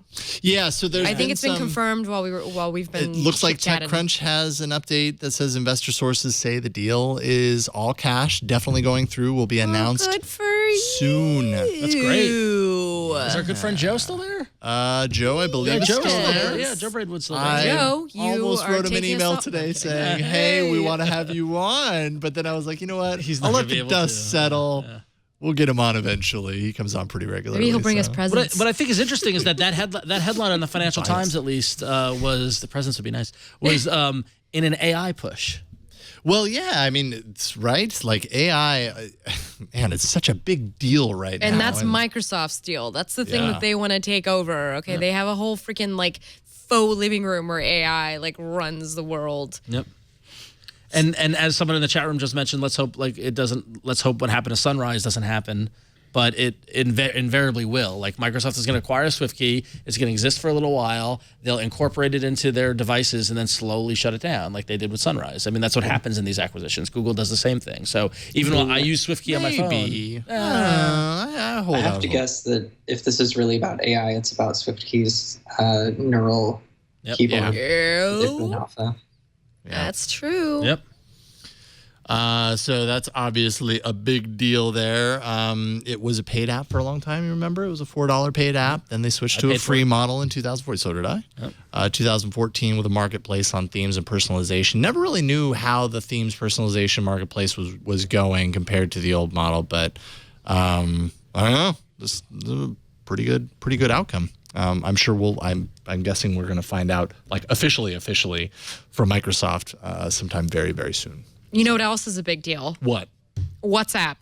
Which I have to WhatsApp be is- quite honest with all y'all. I have never used WhatsApp for all like the social. I've just started like on the Snapchat train, but that's beside the point. So WhatsApp, which is actually owned by Facebook, for those of you that didn't know, just passed the 1 billion monthly active users mark, which is absolutely crazy. It is estimated that 1 in 7 people worldwide use WhatsApp. That's a lot of people. That's like that's like an entire continent of people are using. I mean, if all the continents were the same size. So that's insane. And what's even more interesting, and this harkens back to when Facebook acquired it, because everyone's like, why are they buying it, whatever. As you've learned since you signed up for WhatsApp, your login on WhatsApp is your phone number. Right. Right. And so now Facebook owns 1 billion phone numbers. Think about that. I found this pretty interesting. Benedict Evans on Twitter put out a tweet and said the global SMS system does around 20 billion messages a day. WhatsApp is now doing 42 billion. Wow. It's 57 engineers. This is a great point because I do use WhatsApp. Like I use WhatsApp. I do it for direct point-to-point one-person communications with a lot of people, mainly because I was going to Europe a lot. And, and I didn't always have a cell signal, but I could have Wi-Fi in the hotel. Then they added groups, and I've got a group with my sister and my brother-in-law where we're talking all day and all this sort of stuff. And it's at the point now where I don't want SMS. Like between cell service problems and being in a club or anything like that, and the preponderance of Wi-Fi, like I want a Wi-Fi based messenger more, and like that's why iMessages has done so well for iOS, and that's why you see other messaging platforms, But like I think that's where WhatsApp's real strength has been, is that it allows group messaging that you don't have to worry about getting MMS and SMS. Remember the whole Google Voice problem and all that sort. It just works. It just works. It doesn't look good. I mean, it's not a pretty app. It's not a. I mean, they've got stickers and all that dumb stuff and whatever, but like I don't like it. It's not my favorite app, but it solves a problem and functions every time I use it. So it has stickers. I have to sign up for this now. There you go. I love stickers. Actually, I'm not surprised that WhatsApp has 1 billion. I mean, that's amazing. That's, Especially what you're talking about, your phone number being your ID in certain parts of the world, developing areas, people get their first cell phones or whatever. text messaging is really expensive. Yeah. And up until very recently, WhatsApp had a free for the first year, $1 annually thereafter, which $1 doesn't sound like that much, but they got rid of the $1 because basically, like, for a lot of these people in these areas, if they didn't have WhatsApp, that basically means they would lose contact with people. But but think about that though, because I gladly paid that $1 because I got so much value from it. So if you got 1 billion active users and you charge $1 a year, your annual revenue is $1 billion a year. Not bad. Well, and Facebook did purchase them for more than $16 billion. Clearly they were. So now that they've dropped the monetization aspect, I wonder how they're going to monetize, how they will monetize it, if at all. I don't know. Anyway, Liam, do you use WhatsApp? Do you like it? You were nodding when I was talking. I do not use WhatsApp. I've used it before, but I don't. But I just thought it was interesting that WhatsApp announced 1 billion monthly active users on the same day that Google announced Gmail has 1 billion monthly active users. Oh, That's I missed that. Interesting. So, but I think maybe the thing with Gmail, though, is that people, like, I have 4 accounts now, so and I use them every day. Right. So that has to count for something. And also look at the time to 1 billion, because Gmail's been around since what, 03 or so? WhatsApp's been around since, I want to say 07, maybe 08. I don't know. I don't know. I'm just off the top of my head. I mean, it sounds like WhatsApp went to 1 billion faster, and it sounds like more, because the whole thing with monthly active, with anytime with users, is you want to know uniques. You want to know what is a unique user. And like Liam's point, I've got 4 Gmail accounts, but I'm only 1 user. So is that really, you know, so that it gets hazy. Honestly, and I wish that Google would recognize that as well. Yeah. Just as a side note. But what about Yahoo Mail? Nobody ever talks about them. Hotmail.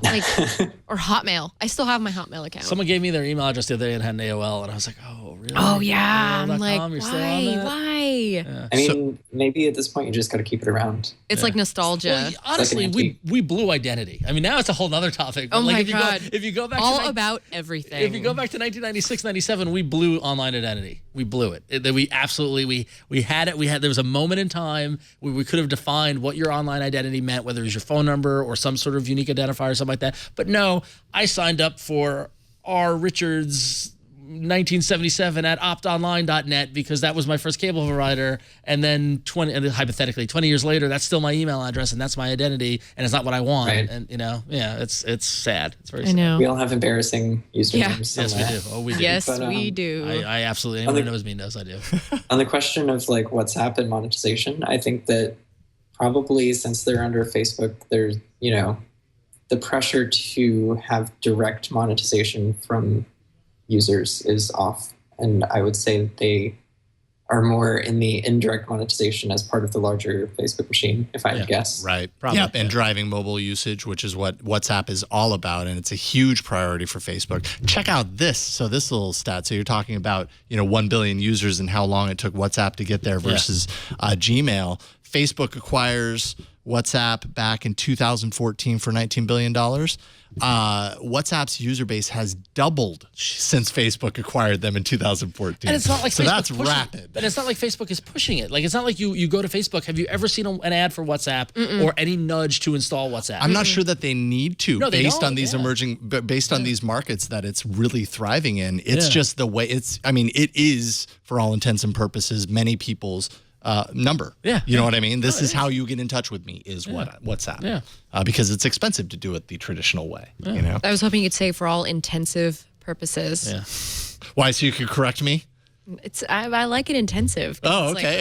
like, for all purposes that are very, intensive right now. All right. All right, we got an email. One last email. So Go along today. Jamie writes in. I'm just going to rant about everything. So Jamie writes in and honestly says, not sure if I'm being stupid, but I can't see a free version of Google Play Music. I pay for the monthly family plan. I love it. But I was showing my dad it this weekend, and he wanted it, but just the free version, like you can do with Spotify. I couldn't figure out how to get a free ad-supported version of Play Music. Does it exist? And yes, it exists. And you're not stupid. I shared your same question a couple of weeks ago. Basically, if you go to music.google.com, all you get is a brochureware page telling you to buy Google Music, whatever. If you log in with your Google account, that changes and becomes the free version of Google Play Music, where you can stream music via the songs acquisition, very similar to what you see as your paid version. So it still has to be tied to your account, essentially. Yeah, exactly. And then once you hit play, they hit you with ads, and you listen to ads and all that sort of stuff. So here's an example of a logged in. We have on the video here of someone logged into Google Music that is not paying for it, and they can browse and get the radio streams going. And when they press play, you get hit with an ad, and you get hit with ads at different intervals. So all your dad needs to do is log in with his Google account, and then he'll be able to access that. Having said that, I'm not sure we know where his dad is located. Good and point. ad-free Play Music isn't necessarily worldwide. As we know, Google likes to start things usually in the U.S. and then branch it out. And I'm not avoid sure. Canada at all costs. Yes. I don't think they do it on purpose. I feel like there's No, licensing. they have There's it lots in of for licensing Canada. issues. If Sundar was here, I'd say, what do you got against Canada? They have health insurance, so Exactly. So there we go. He might not be able to get ad-free depending on location, but there you go. And please, when you write into us, we love when you write into us, but let us know where you're from, only because your backstory. Yeah, it gives us a little context. You know? So, and then also we can apply things Where'd like you grow that. up? You know, what What's your favorite religion color? did your parents Exactly. raise you under? You know, was your mother nice? Was your father around? Now, don't go into too much detail because I still have to read these and put them into the doc. That sounds I would like a lot love to of play reading. Therapist Flo every single Tuesday. Cool, I'll forward that to you. You heard it here first. All right, And hey, then there's a new show idea. Flo the therapist. Let's take a quick break and thank our final sponsor of the day, which is Squarespace. Love Squarespace. I have a Squarespace site. Ron, I know you have a Squarespace site. I do. Do you? I was just advising someone today on using Squarespace. Do you? No, apparently not. No. Okay, so anyways, I love Squarespace because I'm useless when it comes to creating a website. And actually, with Squarespace, I wasn't useless anymore. It made it just super easy for me to do it. You can make beautiful, professional websites, whether you need a simple landing page, perfect portfolio, professional blog, online store, whatever you're trying to do, it's included with your Squarespace website. Things look professionally designed, regardless of your skill level, which I can attest to. No coding required. If you want to get geeky, if you have the skills to get in the back end and really kind of tweak things, CSS, all that kind of stuff, there are hundreds of customizable settings, including fonts, colors, page configurations, all across the board. You can really get in there and just tear the templates apart and make them your own. You can make it unique in just a few clicks. Mobile is kind of built into all their designs. They're all responsive, which is a must-have. In this day and age, you need your site to be responsive because people are pulling up your site on a desktop, and then they're switching to a mobile browser and all that kind of stuff. All these different size screens, you want your site to look the best based on the device that people are looking at it on, and Squarespace does this for you automatically. You can get free custom domain with an annual purchase. You can power your business with Squarespace Commerce, which is the only platform that lets you create, manage, and brand your store in a beautiful way. They have a basic plan as well as an advanced plan that has features for your growing business. Make things just easier for you to scale. Plus, they have incredible 24/7 customer support and just a really good emphasis on different backgrounds. Are you a musician? Do you have a business? Are you an artist and you want to show off your portfolio? Are you getting married? If yes to any of these, Squarespace is for you because you can find a template that's great to start with that matches that and is powerful for that very reason. Then you customize it and kind of go. And another, I was saying earlier today, I was talking to someone about Squarespace today, and they've got such great, elegant design and templates and things like that you can all pick and choose from. And as much as I have websites that are run, my personal website is on Squarespace, some websites that I run are on WordPress, and just doing the point-to-point comparison between WordPress and Squarespace is, the observation that was made to me today was that the WordPress templates seem so tired. And Squarespace feels more fresher and more modern and that sort of thing. And so it's just another great aspect of the Squarespace universe. Mm-hmm. So, looks really good. Yeah. Hey, why don't you try it for yourself? You can start a free trial at squarespace.com. Just go there. You can make sure that you use the promo code AboutAndroid, one word, and you'll get 10% off. And show your support for the show. That'll let Squarespace know how you heard about it and makes us happy because then they know that you heard about it from us. Yeah. We're big fans. Squarespace, you really should check it out. Go to the site, see what it's all about, and start your own site today. And we thank Squarespace for their support, continued support of this show. It's great having you guys on week after week. All right, without further ado, we're going long. Let's battle. So many enter, but only one lives. Android Arena. Let's see what we can do to speed this up a little bit. We won't dive too deeply into these apps. We've got some great apps for you. Before we do that, last week's poll, and wow, did I lose. I would like to. I would okay. like to apply an asterisk to the results this year. I know. So I guess technically Ron is the winner though, because he did. Because I'm the only one who picked an app that was made But this year. I got a bunch of emails and peeps were like, "Hey, thanks. I've been using Wi-Fi Analyzer. I know, It's there was great." a lot And of I'm response on like, Wi-Fi. see? So if I didn't mention it, you wouldn't have known. I mean, it There's was a year one Arena app, but yeah, whatever. A long time ago, we had that rule in there, and blah blah blah. Yeah. Wi-Fi Analyzer at 59%, Screen Meet with 34%, Songkick Concerts. Oof. Yeah, and it was a rough go for cool Songkick. app, though. I have to tell you, Ron, the Screen Meet. I'm trying to like teach my mom how to use it so that I can like help her with her That's a good Galaxy troubleshooting. problems Yeah. over the internet. Did you vote for it then, or did you vote for your own app? Or do you not? You don't even vote. You don't even vote. I don't like politics. One less vote for her. As Liam could tell us, as being a Google developer expert, that is what they call dog fooding your own product, and you are not dog fooding your own product here. Or maybe she is. She just doesn't want us to know about Fair it. enough. Fair enough. All right, let's get into I this. didn't know I was allowed to vote. I just Why not? You should do everything in your. I have 5 Gmail accounts that I vote with. No, I'm kidding. I'm joking. No, he's not kidding. No, I'm totally kidding. No, That's not okay. It's not okay, Ron. I know. All right. it's all right. I have like 5 Hotmail accounts that are still active. That's I only not have okay. one That's Hotmail. not okay. They can't vote. Actually, they literally won't work. All right. I'm on Hotmail. I'm on MSN. I'm trying to find the poll. It's not working. Not gonna work. I sound like my mother. I'm just imagining like what Hotmail Plus would look like. Hot mess. All right. Oh, good Oh, one. All right. Thank you. I'll be here at least for the next 10 minutes. Okay, so I'm the loser. I will start. This is, yes, we've had our fair share of task management apps, task lists. Man, you are really trying to manage your tasks. I know. Aren't Well, ya? you know, it's something that I'm always trying to do, and sometimes one comes across that's just a little bit different than the other ones that we've seen. And so I kind of like the approach here, even if it is, you know, in some ways kind of silly more than anything. It's called Quester, Qwestr.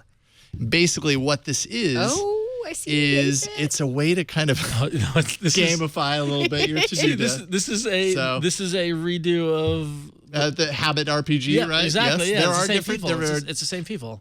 is it the same? Yeah, they relaunched. Same development. They team? relaunched this. I'm pretty sure. Hang on, keep talking. I'll verify. I hate Ron. Why does Ron always do this?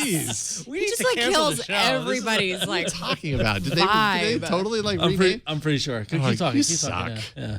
Okay, how am I supposed to know that?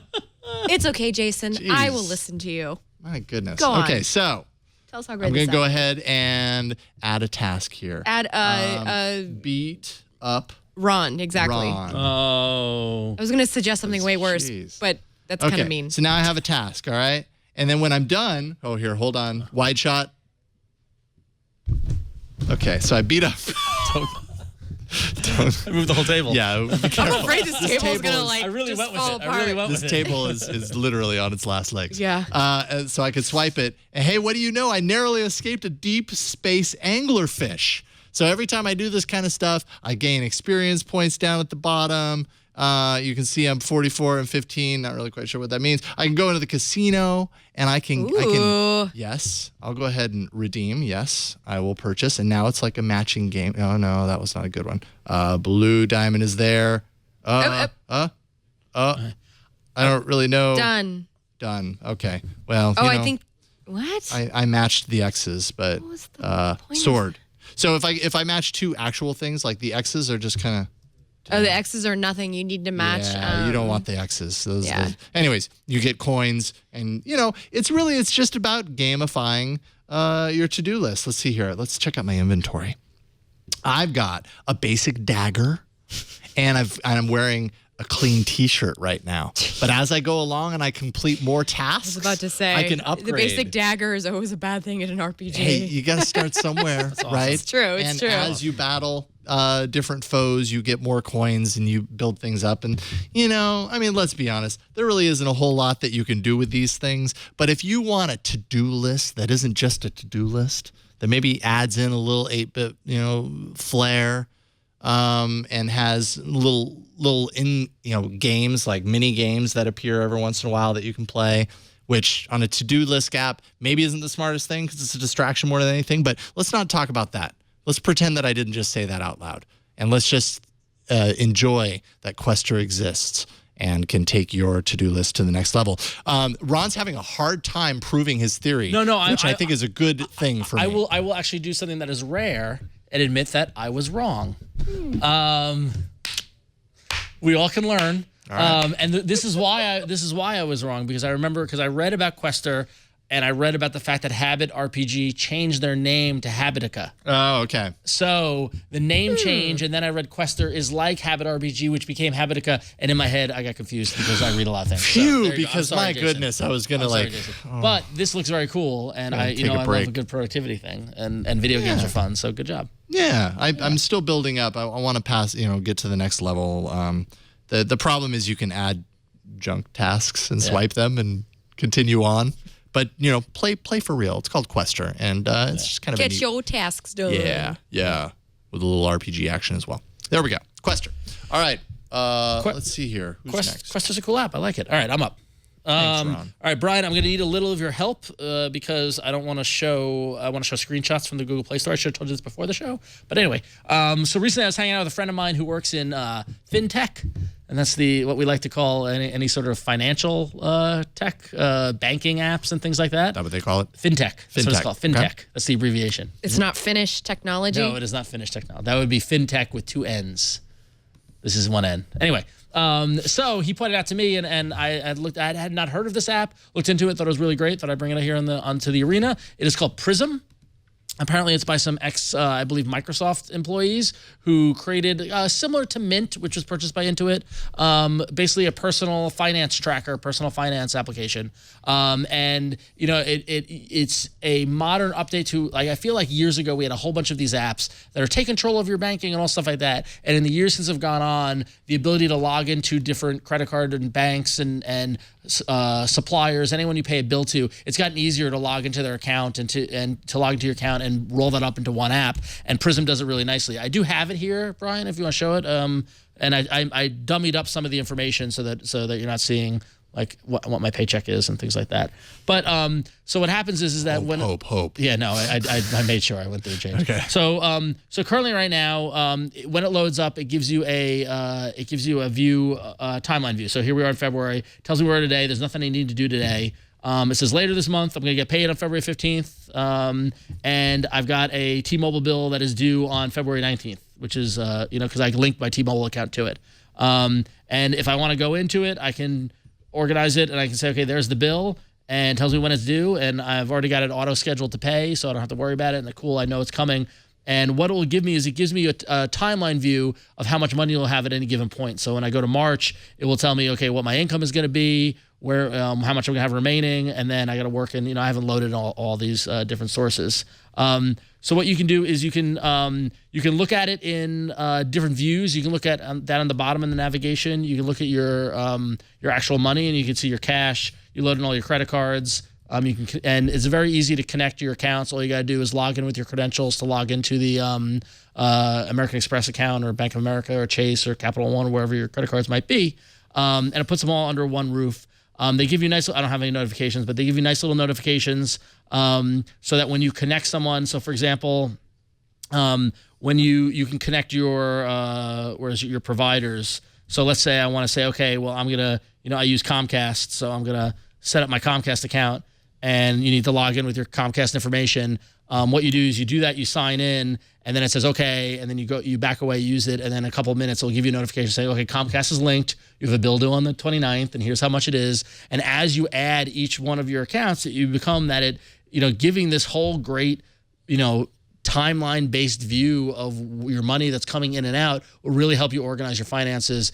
I mean, I know, when I got out of high school, my dad sat me down my checkbook and told me how to balance my checkbook, and I don't know where my checkbook is anymore. What's a checkbook? Yeah, exactly. And like a year or two ago, I went through my bank account and I analyzed all my little micro payments and all like my $2.99, my You Send It account, and my Google Play Music account, and all this sort of things. And these all add up. And a lot of times you load them in, and they're auto billing, and they happen. You wake up one day and you know that you had this amount of money when you went to sleep, and you wake up and you've got much less. And so any tool that you can use to help visualize it really can help. So I was really impressed. Prism had some good, what I thought was some good implementation of a mix between material design and unique design in terms of what they were doing with their app and their app's look and feel. It was pretty snappy, and it connected to those providers pretty easily, loaded in my information. So it impressed me enough to bring it to the arena. So if you need help managing your finances, Prism might be the answer for you. It's free in the Google Play Store, so it's worth checking out. Nice. Prism. By the way, Quester has like 5 installs. I know Quester is by just a guy. It's just an independent developer. Just a person. Yeah, it's cool. I dig it. I wish I had looked at that. It has 5 to 10 installs. 5 to 10. So you never know. It could have 7. We could have the whatchamacallit, the All About Android effect. This guy's gonna be like, where are all these installs coming from? The couple of hundred installs. Hey, that's better than nothing. There we go. Yeah. Hey, Liam, so I have your app installed, the app that you chose. So I'll go ahead and show it off while you talk about it. Okay. This is probably the only time that you'll hear me advocating a wallpaper app, but I will do it for its viewer. It's currently in beta. It's basically, I can't remember the site right now, but there's a site where you can basically browse through all of these aerial images from different places on Earth. But this site grabs those and makes them into wallpapers. Wow. There are a couple of cool things besides the fact that all of these images are just gorgeous and amazing and are real, actual pictures from Earth. One is that the app is open source. So if you want to look at the source or contribute yourself, you can do that. And the other thing is that if you open an image and just swipe up like you're scrolling, then it gives you info about where it is and the coordinates, and you can even open it in Google Maps. So then you can see where that image came from and then explore areas around it too. So where is this, Jason, that you're looking at? I'm looking at so Jason just pulled up a wallpaper, did the whole swipey thing that Liam described. This would be Geyserville. I went camping there last year. It's beautiful. Yeah. That's interesting that we picked a place that's kind of close to here. Wow. California is the most beautiful country in the world. Says you. Sorry, oh, wow. Look at that. That's cool. Nice. Yeah. So I don't know. I'm just fascinated by the fact that these are all actual pictures of Earth, and you can go see where they are. They look like the marshmallow bundled in wallpapers, yes, they do. Except that you get to choose a region that you want to see on your wallpaper. I like this. Right. So, and some of them are in Marshmallow. I think you can find those in here. What is that place that you are looking at, Jason? Jason's looking at a place right now that has That's High Bay, China. I think I'm looking at the same one. Let's see here. Maybe not show that. There we go. That's what I was looking for. No, this is Geyserville too. What the heck is No, that's your saved places that you were looking at. So how can I? So do I just have to zoom out here?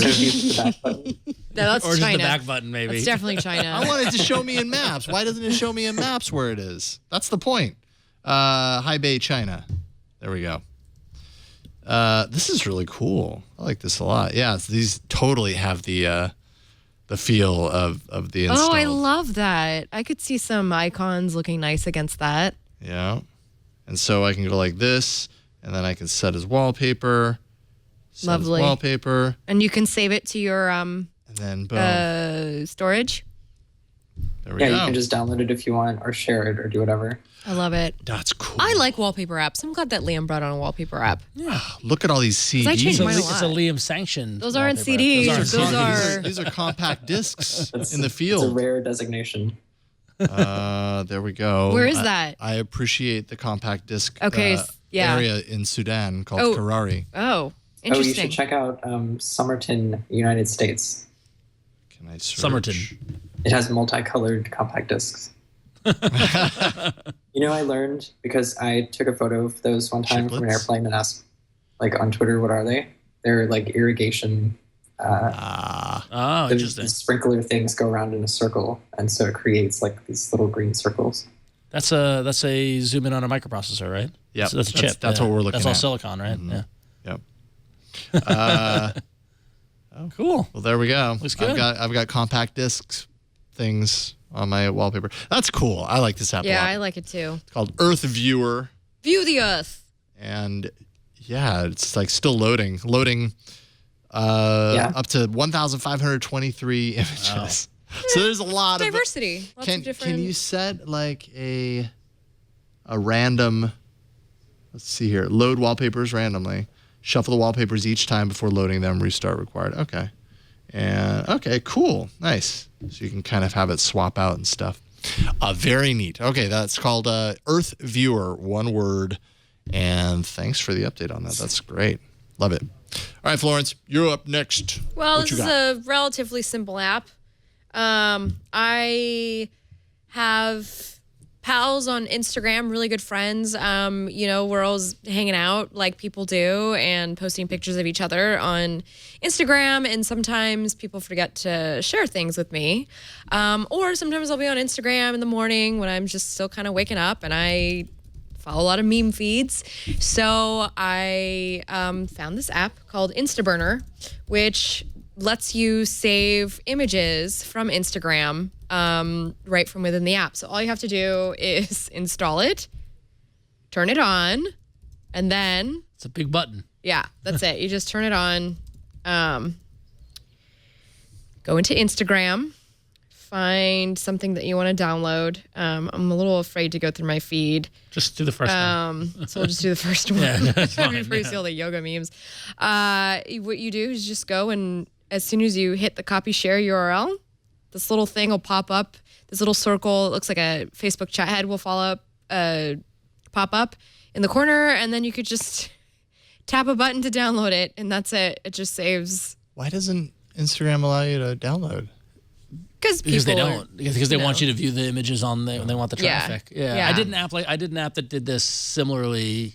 I think last year. Not the same one. You're fine. I know. I looked through the Yeah, wiki. I know you're fine. But I definitely did one that allowed You're you the to bearer save. of bad news Yeah. most of the time these days, Ron. I know, Careful. yeah. No, but I definitely did one that allowed you to save content from Instagram. But I don't know what the half life of these apps are. Like I feel like I don't know whether Instagram is chasing these down or not. But that's Right, yeah. Right. Well, anyway, if you don't want to save it, you don't have to. Then you could just like send it to a friend, however you want. Snapchat, however you want. Maybe I'll Snapchat it. Nice. Just to Snap send it. Yeah. But anyway, so that's it. I have fun with social networks. Like my friends and I, we're always on Snapchat or Instagram or whatever, and we're always sending each other memes and text messages throughout the day because even as we become adults, it's like the only way that we can stay in touch is with silly little things. Yeah, so I did. What I did was I did in episode 201. I did an app called Instagrab for Instagram Save, and now it's gone. So Yeah, I mean, so it's these are the possible these are the kind of things where if you want it and you want to use it, download it, use it until it's good because it's going to be gone someday. So actually, what I did is like the minute I downloaded it, I went to my photos you're tagged in, photos of you, part of Instagram, and I just like downloaded everything of myself. Yeah, because this app will stop working at some point. Yeah, They'll and I block just it, need yeah. I need my pictures. Yeah. Also, I would like to point out that I don't think that won, and if this one wins, I'm really going to be mad. Oh, No, I'm kidding. poor Ron. Because I did the same thing. Yeah, well, this was better, Ron. Let's see if it actually won. That was a More year current. ago. It was February 17th, 2015. I love the fact that we have all this stuff. That was great. That was a great day. Oh, do you remember that day? Except I some of the don't. polls aren't there anymore. Let's see. So this one. So the winner last time. Check my counts. Ron must know this. Because this is what we want to know. I know this is great radio. Speakerphone X1 and Instagram. And Instagram came in last. Speakerphone got 70% of the vote, and Instagram got last. Wait, 6%. what show was that? It was the show a year ago. You weren't. Who was on it? I wasn't on it. It was It doesn't really matter. It was Jason, Miriam was on, and Russell Holly. Got it. So there you go. So just for those playing at home, the same app came in last year. This guy is ruthless. AAApoll.com/251 if you want to place your vote for your favorite app. Vote from your heart. I think it's interesting from a sociological standpoint. Okay. Vote from your heart. The one that you actually like now, not influenced by external influences. Quester, Prism, Earth Viewer, or Instaburner. Check it out and place your vote and let us know what you think. We'll check in on it next week. Can I just say, because you mentioned Russell Holly, Yeah. I look just like Russell Holly. I have to ask if he's capitalizing on this. Every time somebody says Russell Holly, I get Buddy Holly stuck in my head. You get the song Buddy Holly stuck in your head? I should probably tell him this instead of creepily talking about it on the show. Buddy Holly stuck. Yeah. It's a 22-year-old song. All right, let's wrap. Is that song 22 years old? Oh yeah, do the math. I had a conversation recently about. Holy crap! I had a conversation recently about the the song. I think we're alone now. Yeah, doesn't Tiffany did? I think we're alone now. Right. Okay, that was originally a song by Tommy James and the Shondells in the late '60s. And Tiffany covered it 20 years after that song came out. So that would be the equivalent of now someone covering Buddy Holly. And everyone talking about how, it's so retro. They're covering this old song from 20 years ago. 1994. This is terrible. I didn't discover Buddy Holly until high school, which was about 8 years after the song. Wait, are you talking out. Buddy Holly the song or Buddy Holly the actual artist? Buddy Holly the song. Yeah, you should listen to some Buddy Holly songs. Well, I know what Buddy Holly, who he is, and what that whole thing is. I watched Walk the Line. I'm just kidding. He's so mad. I'm going to go ahead and we should end the show we now. Are at the end of this episode. If I'm not here next week, you'll know what happened to me. Walking the line. We're at the end of the line. We're flailing around in the water right now. Someone save us. Liam Spradlin, it's always a pleasure getting you on the show. Thank you so much for coming on today and being okay with the fact that we went long. Thanks for having me. Yeah, because it's 10:30 over there. Yeah, apologies about that. This is your opportunity to kind of tell people what you're working on, where if you have anything that you want people to know, here's your chance. I've got a podcast of my own called Design Notes. Yes. Just started several months ago. I'm working on top secret but totally awesome stuff at Touch Lab. And also, I will be speaking at DroidCon SF this year about mutative design. Ooh, yay! If you don't know what that is, I don't know if you guys have seen that yet or not, but Phoebe.xyz, that's PHOEBE.xyz. You wrote a blog post about it, right? Yeah. I read that. Post and open sourced some design files, and at DroidCon SF, I'll be talking about and hopefully showing what it's like to use a mutative interface. Liam, when is DroidCon SF?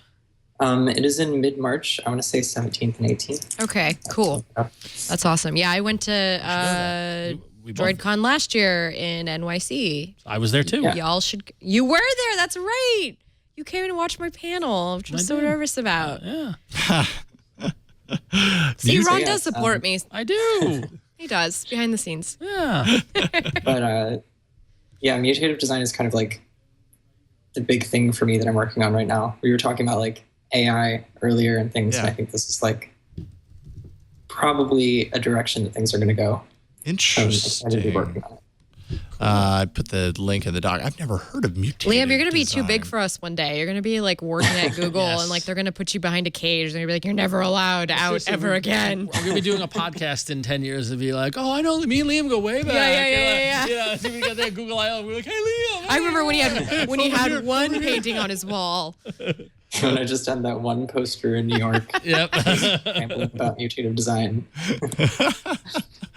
That's awesome stuff, man. So great to get you on. We'll get you back here very soon. But everybody should check this out. It's what is it? It's Phoebe, PHOEBE.XYZ. I have to read through this because I've never heard of mutative design until now, and I'm super interested. Long Medium post. Very cool. So you can basically, PB.XYZ has a link to the Medium post, which explains kind of like the concepts and walks through a couple of examples. And then the actual design files for those examples are on GitHub.